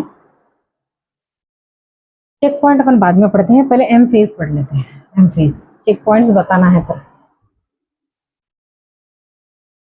ये भी बताना है, पहले एम फेज पढ़ेंगे उसके बाद ही पढ़ेंगे। तो वो बता देती हूँ क्या है। तो माइटोसिस, माइटोसिस किसमें होगा? बोथ डिप्लॉइड और हैप्लॉइड दोनों दिखाएंगे। पर अगर प्लांट की बात करेंगे, plant both haploid plus diploid show mitosis, both, है ना। हैप्लॉइड, हैप्लॉइड मतलब जैसे जिसकी एल्गी हो गई, मेन प्लांट बॉडी हैप्लॉइड है, मतलब एक क्रोमोसोम की एक ही कॉपी है, क्रोमोसोम नंबर 1 की 1 कॉपी, क्रोमोसोम नंबर 2 की टोटल 7 क्रोमोसोम है फॉर एग्जाम्पल, तो 7 क्रोमोसोम की एक एक ही जोड़ी है, एक एक ही कॉपी है। डिप्लॉइड मतलब क्या? जैसे एंजियोस्पर्म हो गया, जिम्नोस्पर्म हो गया, है ना, इनके पास है फॉर एग्जाम्पल 7 क्रोमोसोम है, तो 7 क्रोमोसोम की पहले जैसे पहला नंबर का क्रोमोसोम की 2 कॉपी, दूसरे नंबर क्रोमोसोम की 2 कॉपी, तीसरे नंबर क्रोमोसोम की 2 कॉपी, चौथे नंबर क्रोमोसोम की जो 7वें तक 2-2 कॉपी है, इसको बोलेंगे डिप्लॉइड, है ना। तो इसमें क्या होता है, माइटोसिस में क्या होता है कि both haploid cell as well as diploid cells show mitosis in case of plant cell. पर एनिमल्स में क्या होता है कि diploid cells show mitosis, mostly बोला है एनसीईआरटी ने, mostly show mitosis diploid. Haploid, animals में हैप्लॉयड क्या होता है, जैसे गमिट है ना, गमिट हो गया, पर गमिट क्या है, डिवीजन नहीं दिखाता आगे। और यहाँ पे कुछ एक्सेप्शन है, जैसे हैप्लॉयड मेल, जैसे क्वीन है ना, क्वीन से वो बनता है ना, वो क्या बनता है, वो ड्रोन है ना, मेल ड्रोन। तो ड्रोन क्या करता है बच्चे, माइटोसिस दिखाता है। Drone is also haploid, drone क्या है, हैप्लॉयड है, फिर भी वो माइटोसिस दिखाता है। एक्सेप्शन, ये है एक्सेप्शन एनिमल्स के केस में, एनिमल्स एनिमल्स के केस में ये एक्सेप्शन है, क्योंकि एनिमल्स में जो हैप्लॉइड गमिट है वो कभी माइटोसिस नहीं दिखाएगा, आगे जाके डिवीजन नहीं करेगा, ठीक है ना। क्या बोल रही है, in animals mitotic cell division is only seen in the diploid, only बोला है, ओनली, ओनली क्यों बोला है मैं बताती हूँ, अभी एक्सप्लेन भी किया मैंने। Only seen in the diploid somatic cell, somatic cell मतलब रिप्रोडक्टिव सेल तो मियोसिस दिखाती है ना मेजरली, रिप्रोडक्टिव सेल्स मतलब जो सेक्स ऑर्गन्स में रहेंगे उसको रिप्रोडक्टिव सेल बोलते हैं अपन, रिप्रोडक्टिव ऑर्गन में रहेंगे उसको रिप्रोडक्टिव सेल बोलते हैं, उनका मेजर काम है गमिट प्रोड्यूस करना, तो वो मियोसिस दिखाएंगे। But somatic cell are those cells which are normal cells है ना, और रिप्रोडक्टिव सेल के अलावा जो भी सेल है उनको सोमैटिक सेल बोलेंगे। सोमैटिक सेल मेजरली क्या करेंगे, डिप्लॉयड सॉरी माइटोसिस दिखाएंगे। There are few exceptions to this where haploid cells divide by mitosis, animal cell की बात चल रही है, एनिमल्स में very few haploid cells show mitosis because in case of animals the gametes are haploid and the gamete do not show mitosis, again नहीं mitosis कर सकते, ठीक है। पर यहाँ पे कुछ एक्सेप्शन दिया है, इन case of animal the few exceptions are there which show mitosis, few exceptions are there where haploid cells show mitosis, for example male honey bees, हाँ अगेंस्ट दिस मेल हनी बीज क्या करता है, ये हैप्लॉइड है फिर भी माइटोसिस दिखाता है।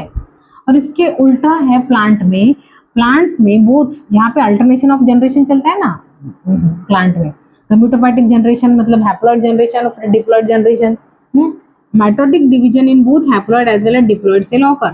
फ्रॉम योर रिकलेक्शन अपन ये पढ़ेंगे, और थोड़ा सा आइडिया भी दिया था बायोलॉजिकल क्लासिफिकेशन में, ठीक है। तो ये हो गया, अभी पढ़ते हैं सेल साइकिल बताना है, एम फेज क्या है बताते हैं। एम फेज,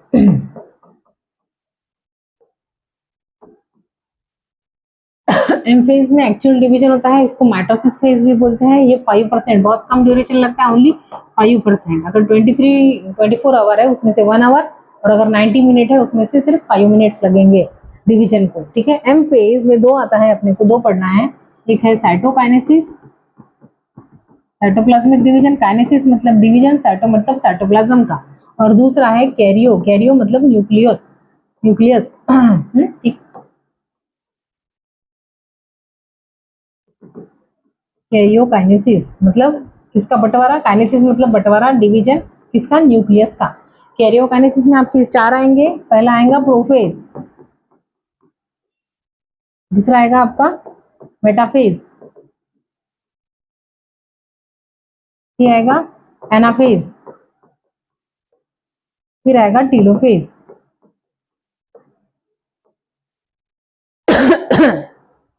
ये एनिमल सेल में अलग है और प्लांट सेल में अलग है, साइटोकाइनेसिस पढ़ेंगे। पहले पढ़ते हैं prophase, what happens with the prophase. See, actually अभी तक अपन ने पढ़ा है प्रोफेज कब आएगा, प्रोफेज आएगा G2 के बाद, G2 के बाद आएगा एम फेज, एम फेज में आपका सबसे पहले प्रोफेज के बाद मेटा, मेटा के बाद एना, एना के बाद टीलो, और टीलो के बाद दो साइटोकाइनेसिस, साइटोकाइनेसिस, ठीक है ना, ये हो जाएगा। तो G2 फेज में क्या हुआ है, G2 के पहले हुआ है एस फेज, एस फेज में क्या हुआ है बच्चे, डीएनए डबल हुआ है, डीएनए डुप्लीकेट हुआ है, डीएनए डबल हुआ है, डीएनए डबल हुआ है मतलब अगर मैं सेल का पिक्चर निकालूं, फॉर एग्जांपल ये एक सेल है, ये न्यूक्लियस है, न्यूक्लियस में पहले था ऐसा डीएनए है ना, ऐसा डीएनए था, तो अभी ये डबल हो गया, ये हो गया ये डीएनए डुप्लीकेटेड वाला डीएनए, डीएनए डबल हो गया है। एस फेज में फिर से क्या होता है, दूसरी चीज, हाँ दूसरी चीज ये होती है कि ये जो आपका सेंट्रियोल था,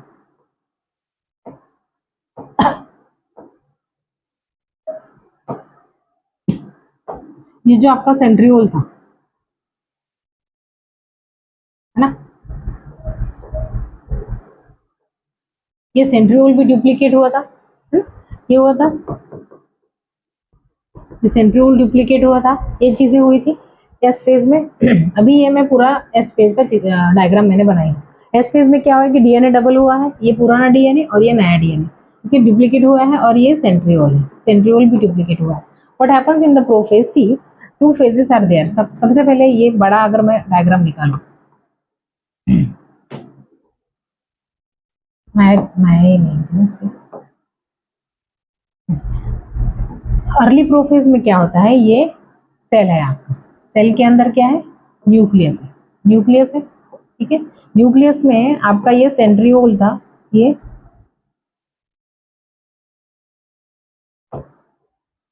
है ना, ये सेंट्रियोल है, और ये दूसरा सेंट्रियोल है आपका, है ना, ये दूसरा सेंट्रियोल था।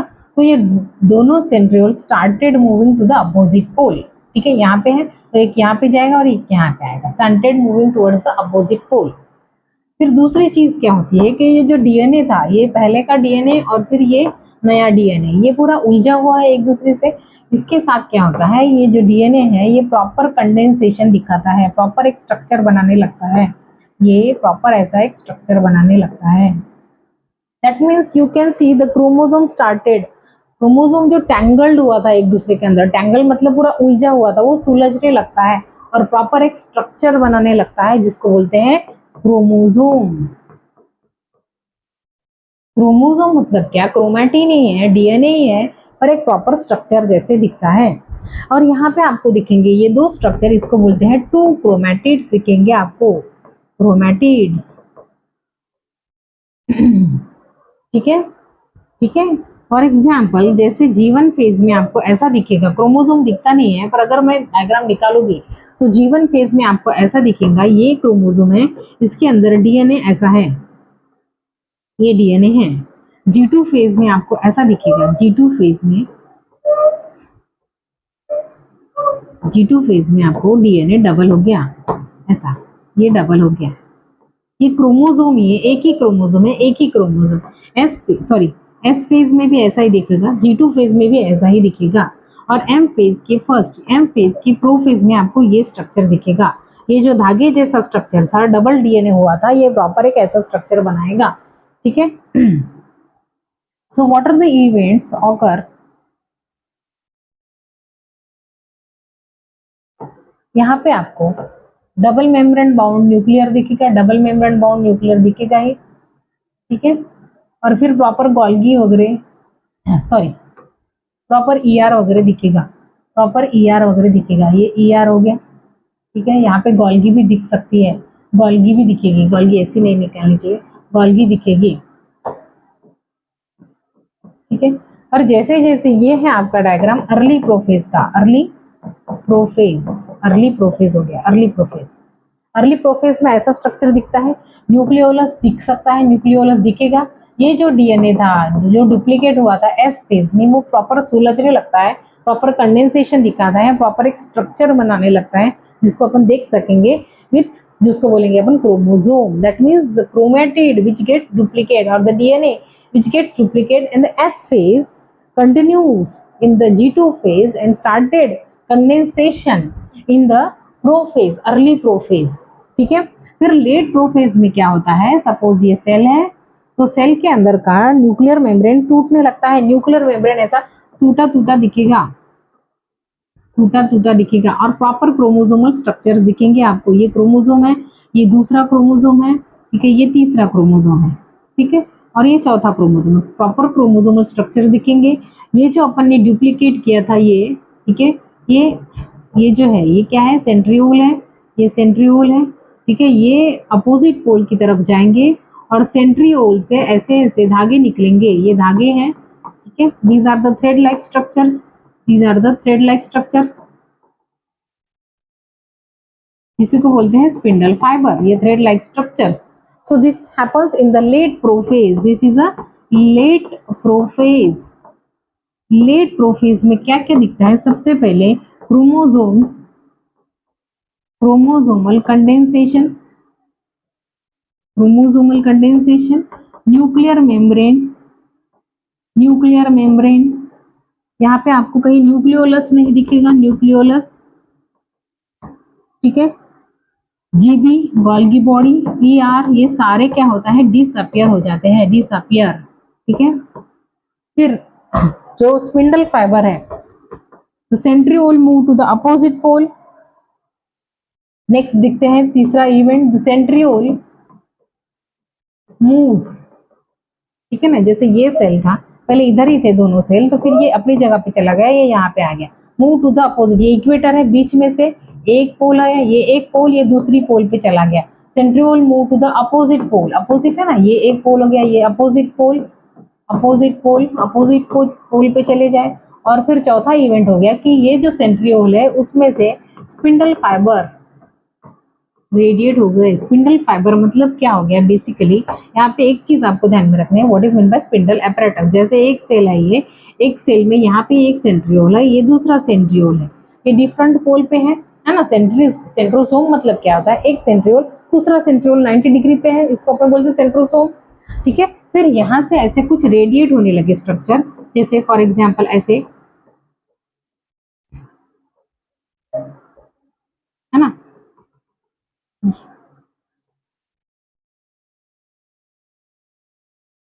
तो ये हो गया ये एस्टर, ये भी हो गया ester.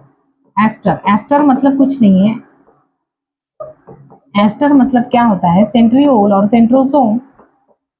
Plus centrosome plus microtubular fibre, इसी को बोलेंगे। तो आपको क्वेश्चन क्या पूछेगा, व्हाट इज माइटोटिक एपरेटस और what is spindle apparatus. Spindle apparatus कुछ नहीं है, या फिर माइटोटिक एपरेटस कुछ नहीं है, ये एक एस्टर और ये दूसरा एस्टर। एस्टर मतलब क्या है कि सेंट्रोसोम और उसके सराउंडिंग में कुछ माइक्रोट्यूबुल्स के धागे, इसी को बोलेंगे एस्टर, ठीक है। टू एस्टर्स, टू एस्टर्स, ये एक एस्टर और ये दूसरा एस्टर, और फिर ये स्पिंडल फाइबर्स, ये स्पिंडल फाइबर्स,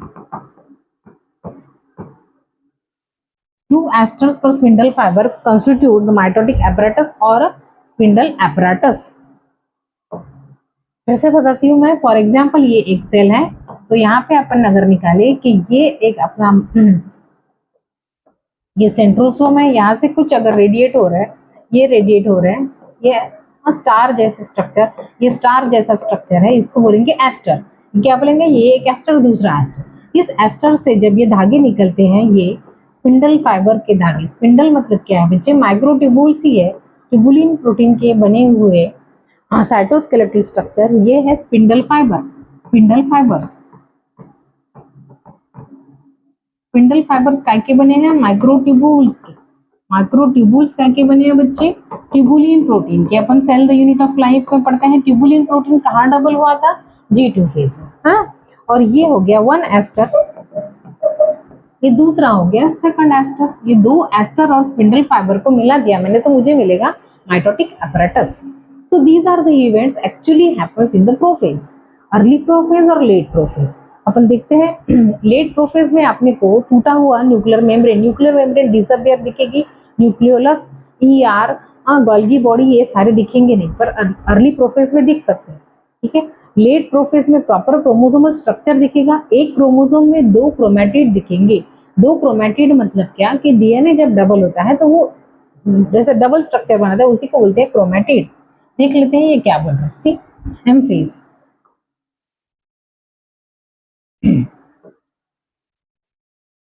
क्या हो गया,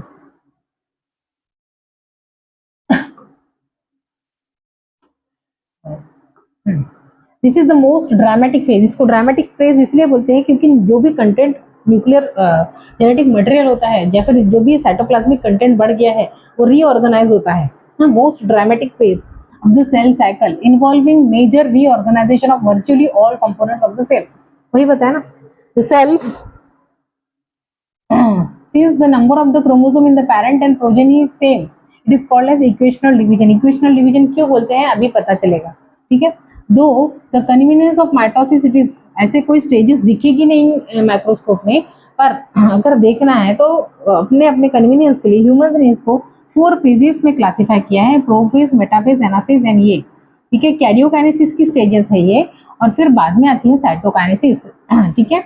The prophase, which is the first stage of karyokinesis of mitosis, follows as, और G2 के बाद में आता है. In the S phase, the nuclear DNA, the molecules not distinct but intertwined, एक दूसरे के साथ tangled है, पूरा गूंथा हुआ है वो, ठीक है, फिर वो सुलझने लगता है. Prophase is marked by initiation of condensation of chromosomal material. The DNA which gets double in the S phase and G2 phase get detangled or start condensation in the prophase. ठीक है. The chromosomal material become untangled, है ना, untangled मतलब सुलझना during the process of chromatin condensation. The centromere, the centrosome, है ना, centrosome मतलब two centrioles right angle पे आ गए perpendicular, उसको बोलेंगे centrosome, which had undergone duplication during the S phase of interphase now begins to move towards the opposite pole में जाते हैं, अभी पता है. The complete prophase marked by chromosomal material condensation to form a proper compact mitotic chromosome, है ना. The chromosomes are seen to be composed of, एक chromosome में दो क्रोमैटिड्स दिखेंगे, है ना, एक क्रोमोसोम में दो क्रोमैटिड्स दिखेंगे, पर क्रोमोसोम नंबर एक ही है ये. Centromere, which has undergone duplication during interphase, begins to move towards the opposite pole, and now each centrosome radiate out microtubules called as aster. वही बताया, two asters, ये asters है, microtubules हैं. Spindle fiber form the mitotic apparatus. क्या नहीं बताया? Everything I have explained you. The cells at the end of prophase, when viewed under microscope में अगर देखेंगे इसको, do not show Golgi complex, ER, ये सब नहीं दिखेंगे. लेट, इसमें ये डायग्राम दिया है, आपने आना चाहिए अर्ली प्रोफेज, और ये लेट में आपको दिख रहा है कि ये टूट रही है न्यूक्लियर मेम्ब्रेन. ER Golgi कुछ नहीं दिख रहा है, प्रॉपर क्रोमोसोमल स्ट्रक्चर दिख रहा है, proper structured condense chromosome, one chromosome with two chromatids. ठीक है. उसके बाद में आता है आपका metaphase, second phase of karyokinesis, metaphase. ठीक है. मेटाफेज में क्या होता है कि nuclear membrane is completely disintegrate now. Nuclear membrane पूरी तरीके से चली गई है, क्रोमोसोम दिख रहे हैं, one chromosome with two chromatids, and this chromosome are now lie free in the cytoplasm. ठीक है. अगर अर्ली मेटाफेज में अपन ने ऐसे निकाला था स्ट्रक्चर, ये क्या है बच्चे, ये सेंट्रोसोम है जो मैं निकाल रही हूँ. सेंट्रोसोम मतलब again I am telling you, is nothing but the two centrioles. ठीक है. एंड ये रेडिएटिंग फाइबर्स है माइक्रोट्यूब्यूल्स के, ये रेडिएटिंग फाइबर्स है माइक्रोट्यूब्यूल्स के, है ना, जिसको अपन ने एस्टर बोले हैं. और ये अपन यहाँ पे now you can see these are the chromosomes, ये क्रोमोसोम्स है.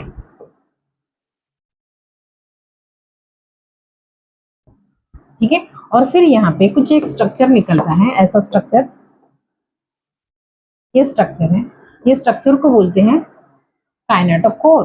और फिर यहाँ से ये धागे निकलेंगे, धागे इसको ज्वाइन करेंगे.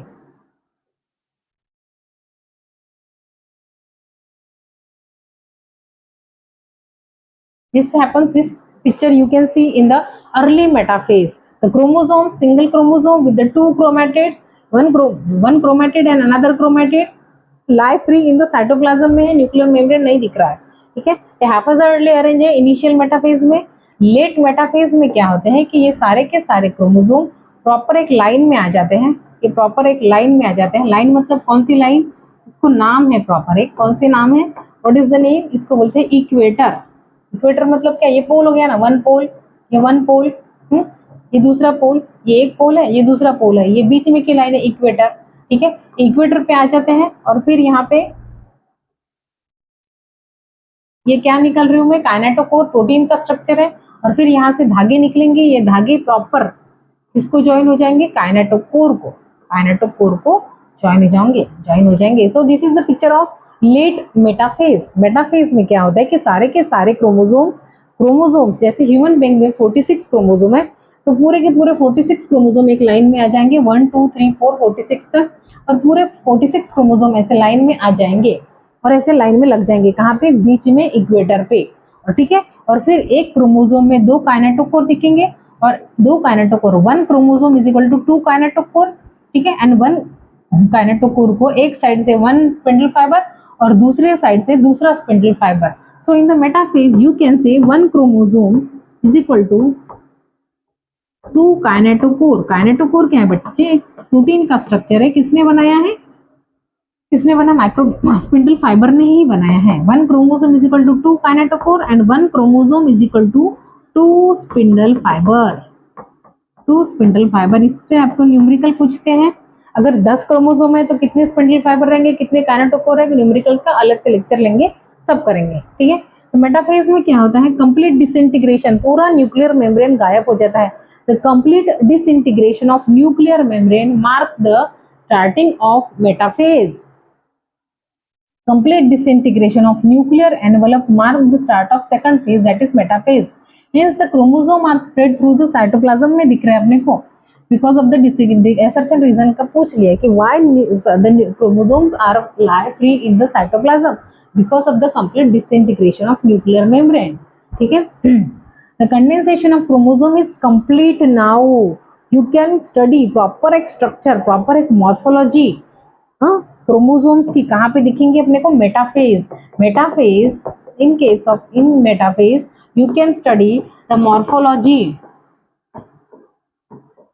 मॉर्फोलॉजी मतलब shape, structure, shape, not shape, morphology, हाँ, प्रॉपर स्ट्रक्चर्ड दिखेगा, structured chromosome. That means the condensation of chromosome is complete. Complete हो गया अभी पूरा यहाँ पे, ठीक है। The number you can count here, number of chromosomes you can count, number of chromosomes you can count in the M phase और metaphase, not M phase, sorry, metaphase, ठीक है। The condensation of chromosome is complete and they can be observed easily under microscope. This then stage at which the morphology of chromosome is most easily studied. At this stage, the metaphase chromosome is made up of two sister chromatids. See, the one chromosome with two sister chromatids are started visualization. Light microscope में अपन कब दिख सकते हैं? One chromosome with two chromatids कब दिखना चालू हो जाएगा? प्रोफेज से ही, क्योंकि प्रोफेज से पहले क्रोमैटिन दिखता है, क्रोमोसोम नहीं दिखता। क्रोमोसोम को सबसे पहले एम फेज के प्रोफेज में दिखेगा, वो भी one chromosome with to chromatid दिखेगा। मेटाफेज में भी क्रोमोसोम ही दिखेगा, प्रॉपर स्ट्रक्चर दिखेगा। दैट मीन्स दैट क्रोमैटिन का condensation, that conversion of chromatin into chromosome complete कहाँ पे होगा? मेटाफेज में होगा। और प्रॉपर एक स्ट्रक्चर अपने को लाइट माइक्रोस्कोप में दिखेगा, जिसको अपन क्रोमोसोम बोलते हैं। कब दिखेगा ये सब? मेटाफेज में, ठीक है। Which are held together by a centromere, ठीक है ना। See here, one chromosome with two sister chromatids, ये वन क्रोमोसोम है, ये टू सिस्टर क्रोमैटिड है, ये एक सिस्टर क्रोमैटिड, ये दूसरी chromatid, and one this is called as your centromere और प्राइमरी कंस्ट्रिक्शन। क्रोमोसोम को क्रोमोसोम इसलिए बोलते हैं क्योंकि उसके पास सेंट्रोमियर है, इसलिए, ठीक है। A small disc shaped structure at the surface of centromere is called as kinetochore. यहाँ पे ऐसे कुछ मैंने स्ट्रक्चर निकाले थे प्रीवियस स्लाइड में, जैसे हाँ ये स्ट्रक्चर्स निकाले थे ये वाले, इसको बोलते हैं काइनेटोकोर। ये प्रोटीन की डिस्क है, प्रोटीन की डिस्क है, ठीक है, जिसको क्या करते हैं? स्पिंडल फाइबर अटैच हो जाते हैं, ठीक है। These structures serve as a site of attachment of spindle fiber to the chromosomes that are moved into the hence the metaphase is characterized by all chromosomes coming to lie in the equator। बीच में ये देखो, late metaphase में ऐसा दिखेगा आपको, अरे क्या हो गया, लेट मेटाफेज में ऐसा दिखेगा, और फिर सॉरी अर्ली मेटाफेज में ऐसा दिखेगा। लेट में प्रॉपर एक इक्वेटर पे आ गए, ये प्रॉपर एक इक्वेटर प्लेट, मेटाफेसियल प्लेट बोलते हैं इसको। ये क्या है? मेटाफेसियल प्लेट है, इक्वेटोरियल प्लेट, प्लेट पे आ गए, इक्वेटर पे आ गए, इक्वेटर मतलब बीच में, ठीक है ना। Spindle fibres attach to kinetochore. What are the two features? Spindle fibres attach to kinetochore, है ना, spindle fibres attach to kinetochore, और सारे के सारे क्रोमोसोम मेटाफेसियल प्लेट पे आ जाना, यही फीचर है मेटाफेज के। हाँ, chromosomes are move to spindle equator. Spindle equator मतलब ये बीच, ये पोल्स हो गया, ये बीच में की लाइन में आ गए सारे, along the metaphyseal plate through the spindle fiber of both poles। उसके बाद क्या होगा? सी, उसके बाद की थर्ड स्टेज आती है आपकी एनाफेज। एनाफेज में क्या होता है बच्चे? सी फॉर एग्जाम्पल, अभी मेटाफेज में क्या सीन चल रहा था? एनाफेज में ऐसे हो रहा था कि सारे क्रोमोसोम बीच में आ गए, सारे क्रोमोसोम, ये एक क्रोमोसोम है, ये दूसरा क्रोमोसोम है, उसके पास, इसको क्रोमोसोम इसलिए बोलते हैं क्योंकि इसके पास सेंट्रोमियर है। ये जो गोल स्ट्रक्चर मैंने बनाया है, ये क्या है? ये वाला ये सेंट्रोमियर, ये सेंट्रोमियर, सेंट्रोमियर, ठीक है। You can see the one chromosome with two chromatids, double हो गया ना डीएनए, कहाँ पे, एस फेज में, ठीक है। उसके बाद अपने को ये दिखेगा कि यहाँ पे ये काइनेटोकोर लग गया, ये काइनेटोकोर है, काइनेटोकोर। और फिर यहाँ से जो सेंट्रियोल आया था, ये सेंट्रियोल था, अपोजिट पोल पे मूव हुए थे, सेंट्रियोल से कुछ स्पिंडल फाइबर के धागे हैं, ये चिपक गए थे यहाँ पे। ये सारा सीन चल रहा था कहाँ पे, मैंने देखा ये मेटाफेज में चल रहा है, ठीक है।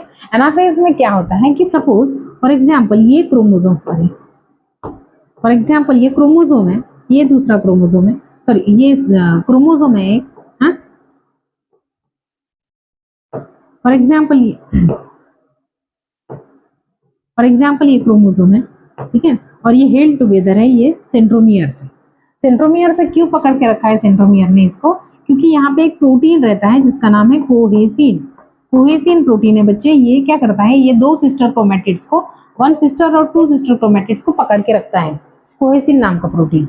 फिर क्या होता है, दूसरा एक एंजाइम आता है जिसका नाम है anaphase promoting complex, anaphase promoting complex.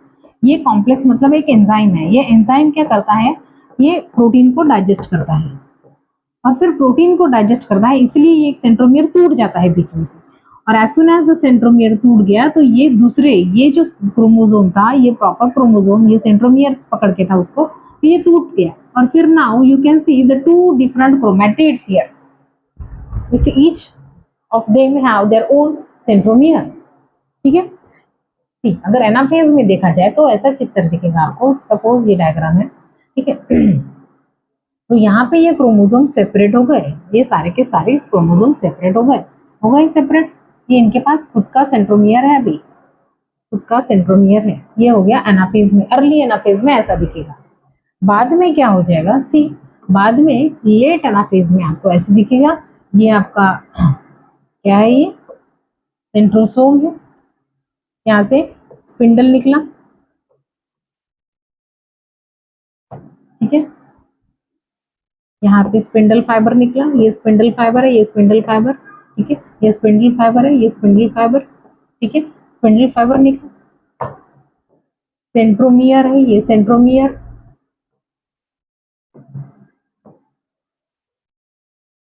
ठीक है। और फिर ये chromosomes,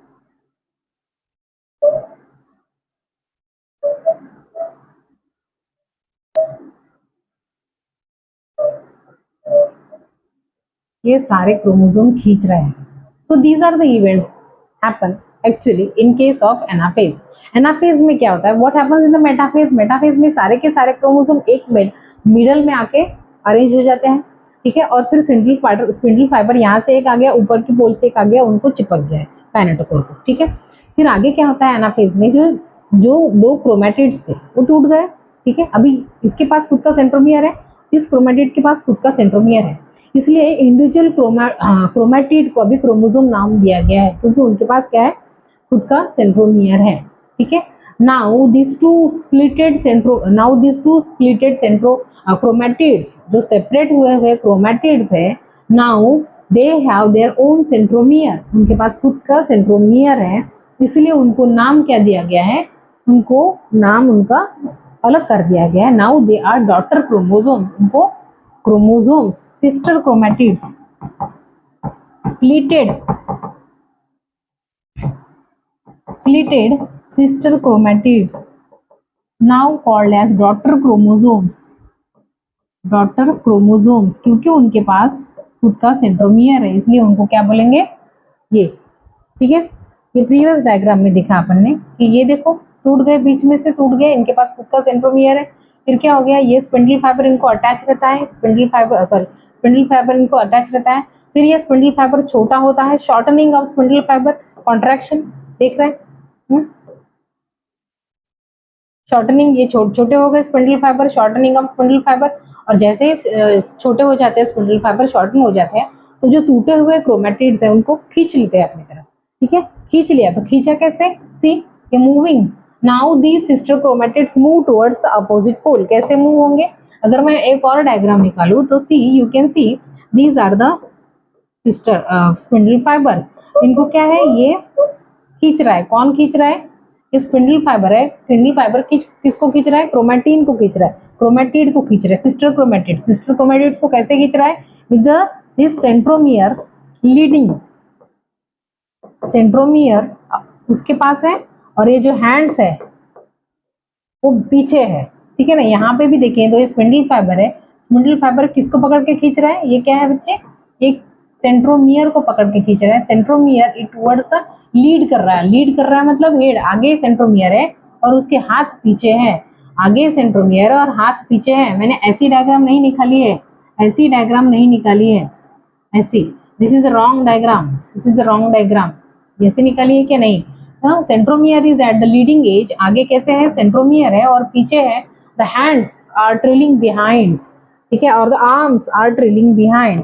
so this is actually happens in case of anaphase. Anaphase में बेसिकली क्या होता है, जो सिस्टर क्रोमैटिड्स थे, एक क्रोमोसोम में दो सिस्टर क्रोमैटिड्स ज्वाइन हुए थे, ठीक है, वो सिस्टर क्रोमैटिड्स सेपरेट हो गए, now the sister chromatids call as chromosomes, daughter chromosomes, क्योंकि पास उनका खुद का सेंट्रोमियर है ना, इसलिए उनको डॉटर क्रोमोसोम बोलेंगे। और ये डॉटर क्रोमोसोम, ये क्रोमोसोम अपोजिट पोल की तरफ मूव होंगे। क्यों मूव होंगे, क्योंकि फॉर एग्जाम्पल ये सिस्टर क्रोमैटिड है, इसको इसने पकड़ा है, किसने, स्पिंडल फाइबर ने, स्पिंडल फाइबर छोटा हो गया, इसको खींचेगा, खींचेगा कैसे, सेंट्रोमियर को पकड़ेगा, हेड को पकड़ेगा और खींचेगा। Centromere is at the leading edge, आगे सेंट्रोमियर है और पीछे उसके आर्म्स है। At one see at the onset of anaphase, each chromosome arranged at the metaphase plate. Split हो गया simultaneously, centromere split होता है यहाँ पे, हाँ। The two daughter chromatids now referred to as a daughter chromosome or the future daughter nuclei begins their migration towards the two opposite pole, है ना, दिख रहा है ना, अपन ने यही देखा अभी, ये मूव हो रहा है अपोजिट पोल की तरफ, ये एक पोल हो गया, ये एक पोल, दूसरी पोल, ठीक है। अभी यहाँ पे एक ही सेल है और क्रोमोसोम का नंबर कितना है, क्रोमोसोम 1 2 3 4, क्रोमोसोम का नंबर डबल हो जाता है।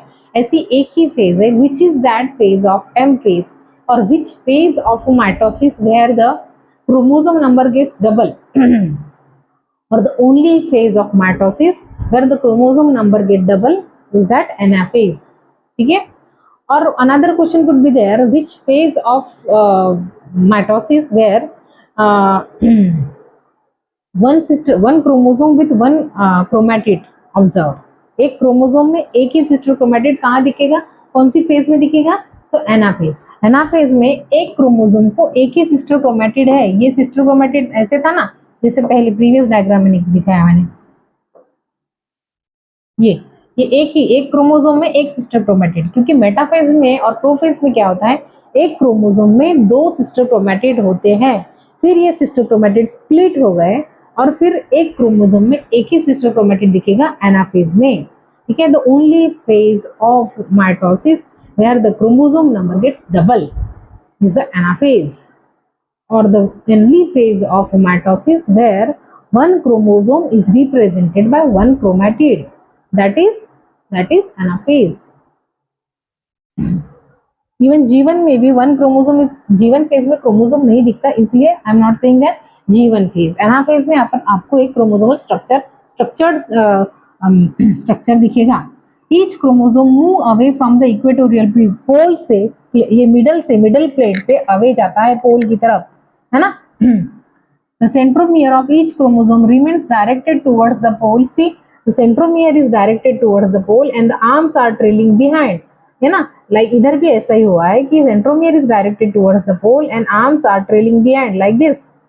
Sorry, this is like this. Suppose this one, and the arms are trailing behind like this. This one. This is the correct picture.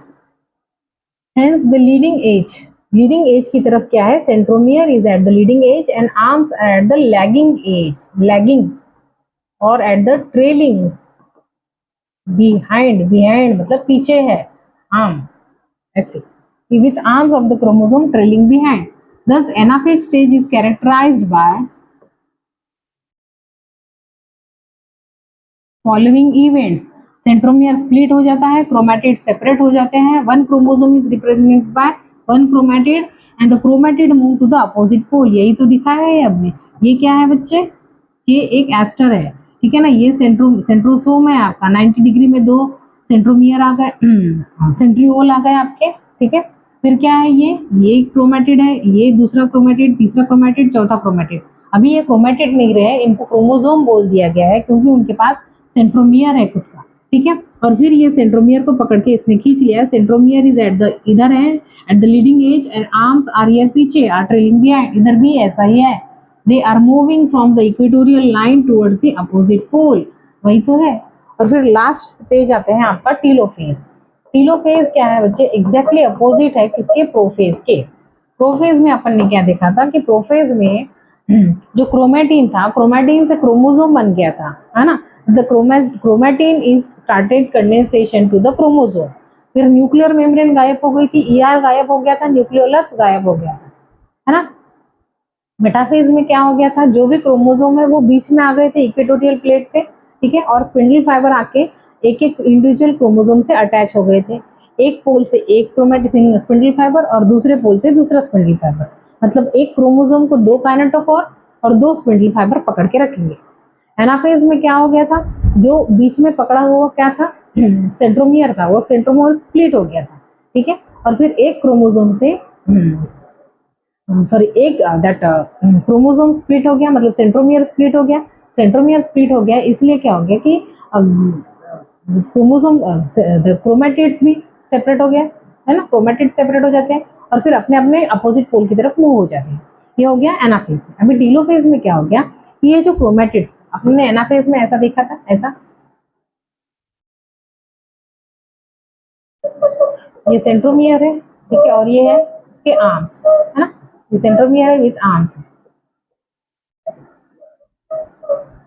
Moving to the opposite pole. अभी क्या होता है कि ये प्रॉपर इसकी आइडेंटिटी लूज कर जाते हैं, ये क्रोमोसोम ऐसे नहीं दिखते, फिर से ऐसे लूज देयर आइडेंटिटी और फिर ऐसे धागे जैसा फिर से स्ट्रक्चर बना लेते हैं जिसको बोलते हैं क्रोमेटिन अगेन। और फिर न्यूक्लियर मेम्ब्रेन फिर से बनने लगती है, ठीक है। न्यूक्लियर मेम्ब्रेन फिर से बनने लगती है, ठीक है, अर्ली टीलोफेज में। फिर ईआर, न्यूक्लियोलस, जीबी फिर से रीअपियर होने लगते हैं।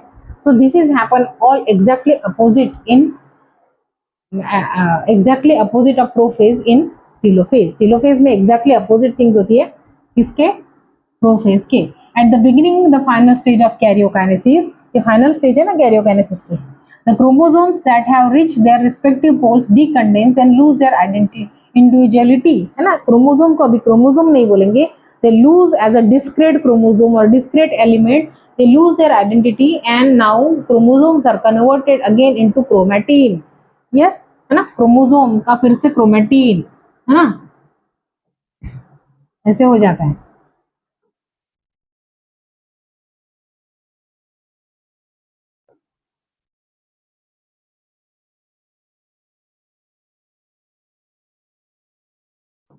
फॉर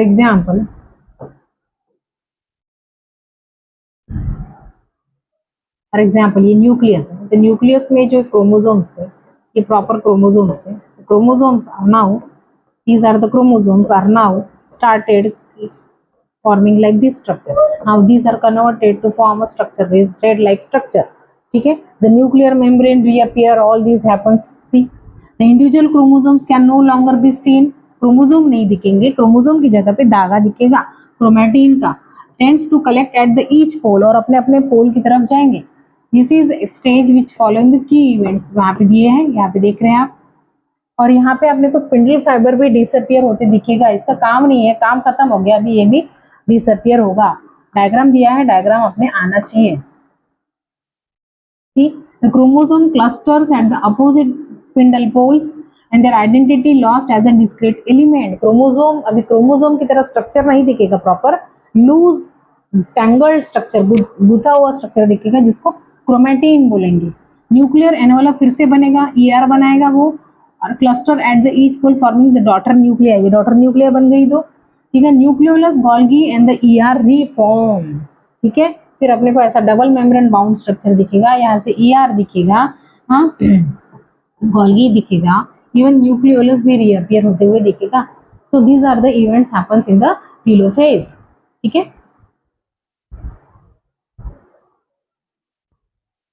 यस अभी आगे क्या दिया है बच्चे, so here we ends with the karyokinesis, ये हो गया न्यूक्लियर जो डबल हुआ था जेनेटिक मटेरियल एस फेज में G2 फेज में कंटिन्यू हुआ, प्रो फेज में उसका जो क्रोमेटिन था उसका क्रोमोसोम बना, सेंट्रियोल अपोजिट पोल पे मूव हुआ, सेंट्रियोल से सॉरी सेंट्रोसोम से स्पिंडल फाइबर निकले, ठीक है, मेटाफेज में जाके उससे अटैच हुए इंडिविजुअल क्रोमोसोम से, एनाफेज में जाके दैट सेंट्रोमियर स्प्लिट हुआ, ठीक है, सेंट्रोमियर स्प्लिट हुआ, अभी ये जो क्रोमोसोम था ये अभी क्रोमेटिड्स से ये सेपरेट हो गए, अभी ये क्रोमेटिड्स को क्रोमोसोम बोलेंगे, ये individual chromosome now opposite pole पे मूव करेंगे, ठीक है, वहां पे जाके आइडेंटिटी लूज करेंगे, क्रोमोसोम अभी क्रोमोसोम नहीं रहे, क्रोमेटिड बन गए, न्यूक्लियर मेम्ब्रेन फिर से बन जाएगी, अभी 2 न्यूक्लियाई बन गए, so here we ends with the karyokinesis. What happens next? Cytokinesis. Cytokinesis, cytokinesis क्या होता है बच्चे? साइटोप्लाज्म का बंटवारा, जो भी ऑर्गेनेल है ना, माइटोकॉन्ड्रिया, ER जो भी डबल हुआ है वो भी इक्वली डिवाइड होना चाहिए, यही तो बोलते हैं ना, साइटोप्लाज्म का इक्वल बंटवारा। एनिमल में क्या होता है? एनिमल सेल में फॉर एग्जाम्पल, ठीक है, ऐसे एक फरो जैसे स्ट्रक्चर बन जाएगा, जैसे एक सेल है तो यहाँ से ऐसे फरो जैसा स्ट्रक्चर बन गया, एक्चुअली बेसिकली क्या होता है, एक रिंग बन जाता है ऐसे। एनिमल सेल में क्या होता है साइटोकाइनेसिस में? सी, सपोज एक सेल है, सपोज एक एनिमल सेल है, ठीक है, तो बाहर में एक रिंग लाइक स्ट्रक्चर, ऐसे रिंग लाइक स्ट्रक्चर बन गया, ठीक है, रिंग लाइक स्ट्रक्चर किसका बना रहता है? एक्टिन और मायोसिन प्रोटीन का बना रहता है, ये कॉन्ट्रैक्टाइल प्रोटीन है, ये कॉन्ट्रैक्ट होते जाते हैं, कॉन्ट्रैक्ट मतलब छोटे छोटे छोटे छोटे होते जाते हैं, जैसे मैं आगे देखूँ तो ये ऐसे होते दिखेंगे आपको, ऐसे जैसे कॉन्ट्रैक्ट हो गए, छोटा हो गया साइज, ठीक है, फिर से हो गया आगे, आगे और फिर से छोटा हो गया, ठीक है, ये फिर से छोटा हो गया और फिर अल्टीमेटली ज्वाइन ही हो गया, ठीक है, और फिर अल्टीमेटली एक सेल से 2 सेल बन गया। This is how the cytoplasmic division occur, ठीक है ना। ये बाय इसको बोलते हैं by cleavage method, cleavage, cleavage या फिर फरो, फरो बन गया ना, ये फरो खड्डे जैसा, फरो मेथड, फरो मेथड। और फिर बाहर से अंदर जा रहा है डिवीजन, बाहर से अंदर, तो इसको बोलते हैं centripetal, centripetal method, centripetal, centripetal method. So this is how the cytoplasmic division takes place in case of animals. ठीक है, ये क्यों हो पा रहा है? क्योंकि एनिमल के पास प्लाज्मा मेम्ब्रेन है, outer most covering, cell wall नहीं है, इसलिए, है ना, और उस प्लाज्मा मेम्ब्रेन कैसी फ्लेक्सिबल रहती है तो ये उसको खींच सकता है, कौन खींच सकता है? एक्टिन फिलामेंट के जो कॉन्ट्रैक्टाइल प्रोटीन है इसको अंदर अंदर खींच सकते हैं और फिर एक सेल को 2 सेल से डिवाइड कर सकते हैं। So this method is called a centripetal method of cytokinesis और क्लीवेज मेथड ऑफ साइटोकाइनेसिस और the furrow method of cytokinesis, ठीक है। नेक्स्ट आपको क्या दिया है? इन केस ऑफ प्लांट्स, प्लांट्स में दिक्कत क्या रहती है बच्चे? की आउटर वॉल सेल वॉल रहती है, सेल वॉल तो बहुत कड़क रहती है, रिजिड रहती है, तो उसको कैसे करेंगे? इसको खींच नहीं सकते, इसलिए क्या होता है कि सेल प्लेट बनती है। सेल प्लेट किससे बनती है? We have discuss in cell wall, cell the unit of life. Cell wall basically यहाँ पे ऐसे स्पिंडल फाइबर के धागे आ जाते हैं, है ना, उसको फ्रैग्मोप्लास्ट बोलते हैं, फिर GBER अपना मटेरियल डिपॉजिट करता है, ठीक है ना, जिससे फ्रैग्मोप्लास्ट अपन ने देखा है, फ्रैग्मोप्लास्ट, फ्रैग्मोप्लास्ट, फ्रैग्मोप्लास्ट कुछ नहीं है, स्पिंडल फाइबर के क्या है? रेमनेंट्स है। वहां पे फिर GB आ गया, ER आ गया, इन्होंने कैल्शियम पेक्टेड, मैग्नीशियम पेक्टेड डिपॉजिट कर दिया, फिर यहाँ पे आ गई सेल प्लेट, सेल प्लेट से डिराइव होता है मिडल लैमिला, मिडल लैमिला, और फिर ये सेल प्लेट ऐसे ऐसे सेंटर में बन गई सेल प्लेट, और फिर ये ऐसे ग्रोथ करती जाती है away from the centre, away from the centre, जैसे ये आगे अगर मैं निकालू ऐसे तो ये बीच में ऐसी आ गई ना, अवे फ्रॉम द सेंटर, जैसे बढ़ती करती थी। ये सपोज ये सेल प्लेट है तो ये ऐसे इस डायरेक्शन में, इस डायरेक्शन में लैटरली, लैटरल वॉल को जाके चिपक जाएगी, ये लैटरल वॉल है ना, ये लैटरल वॉल, लैटरल वॉल को जाके चिपक जाएगी और फिर एक सेल से 2 सेल बन जाएंगे, 2 सेल, है ना, क्योंकि सेल प्लेट बीच में बन रही है और सेल प्लेट सेंटर से बाहर की तरफ मूव कर रही है। इस मेथड को बोलते हैं centrifugal, centrifugal method of cell division. ये प्लांट सेल में होता है। माइटोसिस एक्म्प्लिश ओनली सेग्रीगेशन, सिर्फ डुप्लीकेशन, क्रोमोसोम को ही अलग करना नहीं है माइटोसिस का मेन उद्देश्य, तो क्या है? साइटोप्लाज्म का भी इक्वल बंटवारा करना, ये माइटोसिस का उद्देश्य है। get complete. In animal cell, this is achieved by appearance of furrow in the plasma membrane. Furrow method बोलते हैं. The furrow gradually deepens, ultimately joins in the center. वही बोला मैंने. प्लांट में थोड़ा प्रॉब्लम इसलिए रहता है क्योंकि आउटर मोस्ट स्ट्रक्चर क्या है, सेल वॉल है, इसीलिए, है ना. इसलिए प्लांट में बाय सेंट्रीफ्यूगल मेथड से होता है, अंदर से बाहर की तरफ लैटरली ये बाहर ज्वाइन होता है. हाँ, इसी को सेल फरो मेथड, इसी को क्या बोलते हैं, सेंट्रीफ्यूगल मेथड या फिर सेल प्लेट मेथड.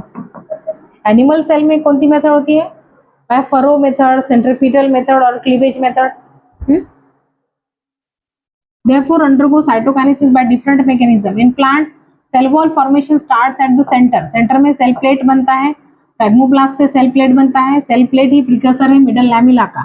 हाँ, called as cell plate represents the middle lamella between the wall of two adjacent cells. And at the time of cytoplasmic division, the organelles like mitochondria and plastids also get evenly distributed. In some organisms, karyokinesis, some modifications दिए हैं mitosis के, वो पढ़ेंगे अपन. और that checkpoints of cell division is also there, we'll discuss that. ठीक है. अभी मैं आपको एक I want to show you one animation.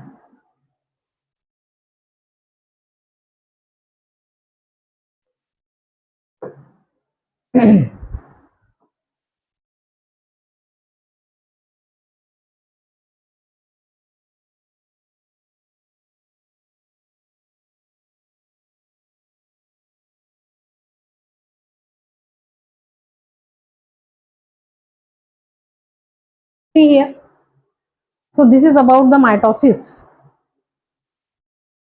दिख रहा है, regeneration is the method, is the motto. Regenerate हो रही है उसकी पूछ. ठीक है, दिख रहा है, ये देखो डॉटर न्यूक्लियर, एक सेल से दो सेल बन गए. So these are the steps given here mitosis के, प्रोफेज, मेटाफेज, एनाफेज, टीलोफेज. देख लियो. ये देखो क्लीवेज, बाहर से अंदर जा रहा है, एनिमल सेल दिखा रहा है, दो सेल बन गए अभी. दिख रहा है, सी.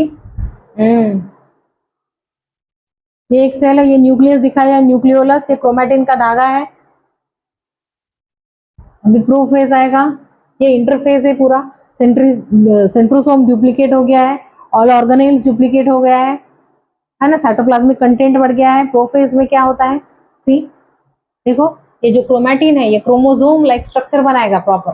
देखो क्रोमोसोम लाइक स्ट्रक्चर बनाया, उसने बनाया. सी, ये अर्ली प्रोफेज है इसलिए न्यूक्लियोलस दिख रहा है.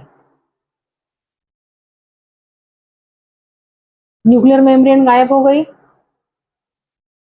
ये अपोजिट पोल पे मूव हो गए. कौन, सेंट्रोसोम मूव हो गए, ये क्रोमोसोम बन गया proper structure. This is the starting of metaphase. अभी मेटाफेज में क्या हो गया, स्पिंडल निकल गए यहाँ से. देखो मेटाफेज में स्पिंडल निकल गए, ये काइनेटोकोर है, दिख रहा है. और ये प्रॉपर सारे के सारे एक लाइन में आ जाएंगे, बीच में मतलब एट द इक्वेटोरियल प्लेट. दिख रहा है, और ये इक्वेटोरियल प्लेट है. देखो ये काइनेटोकोर है, ये two chromatid, one chromosome with two chromatids, one centromere, two spindle fibre.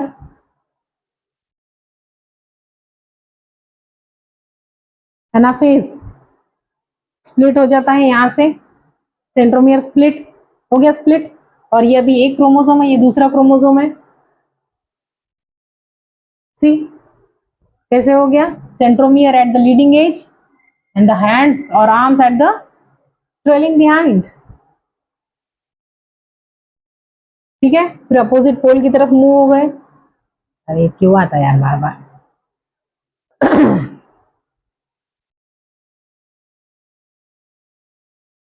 Telophase.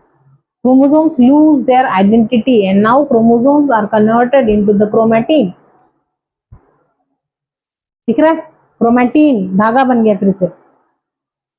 दो इंडिविजुअल न्यूक्लियोलाई, न्यूक्लियर मेम्ब्रेन आ गई, स्पिंडल फाइबर भी डिसअपियर हो जाएगा. अभी cytokinesis, cleavage method, furrow method, बाहर के अंदर की तरफ आ रहा है क्लीवेज फरो. एनिमल सेल का पिक्चर है ये,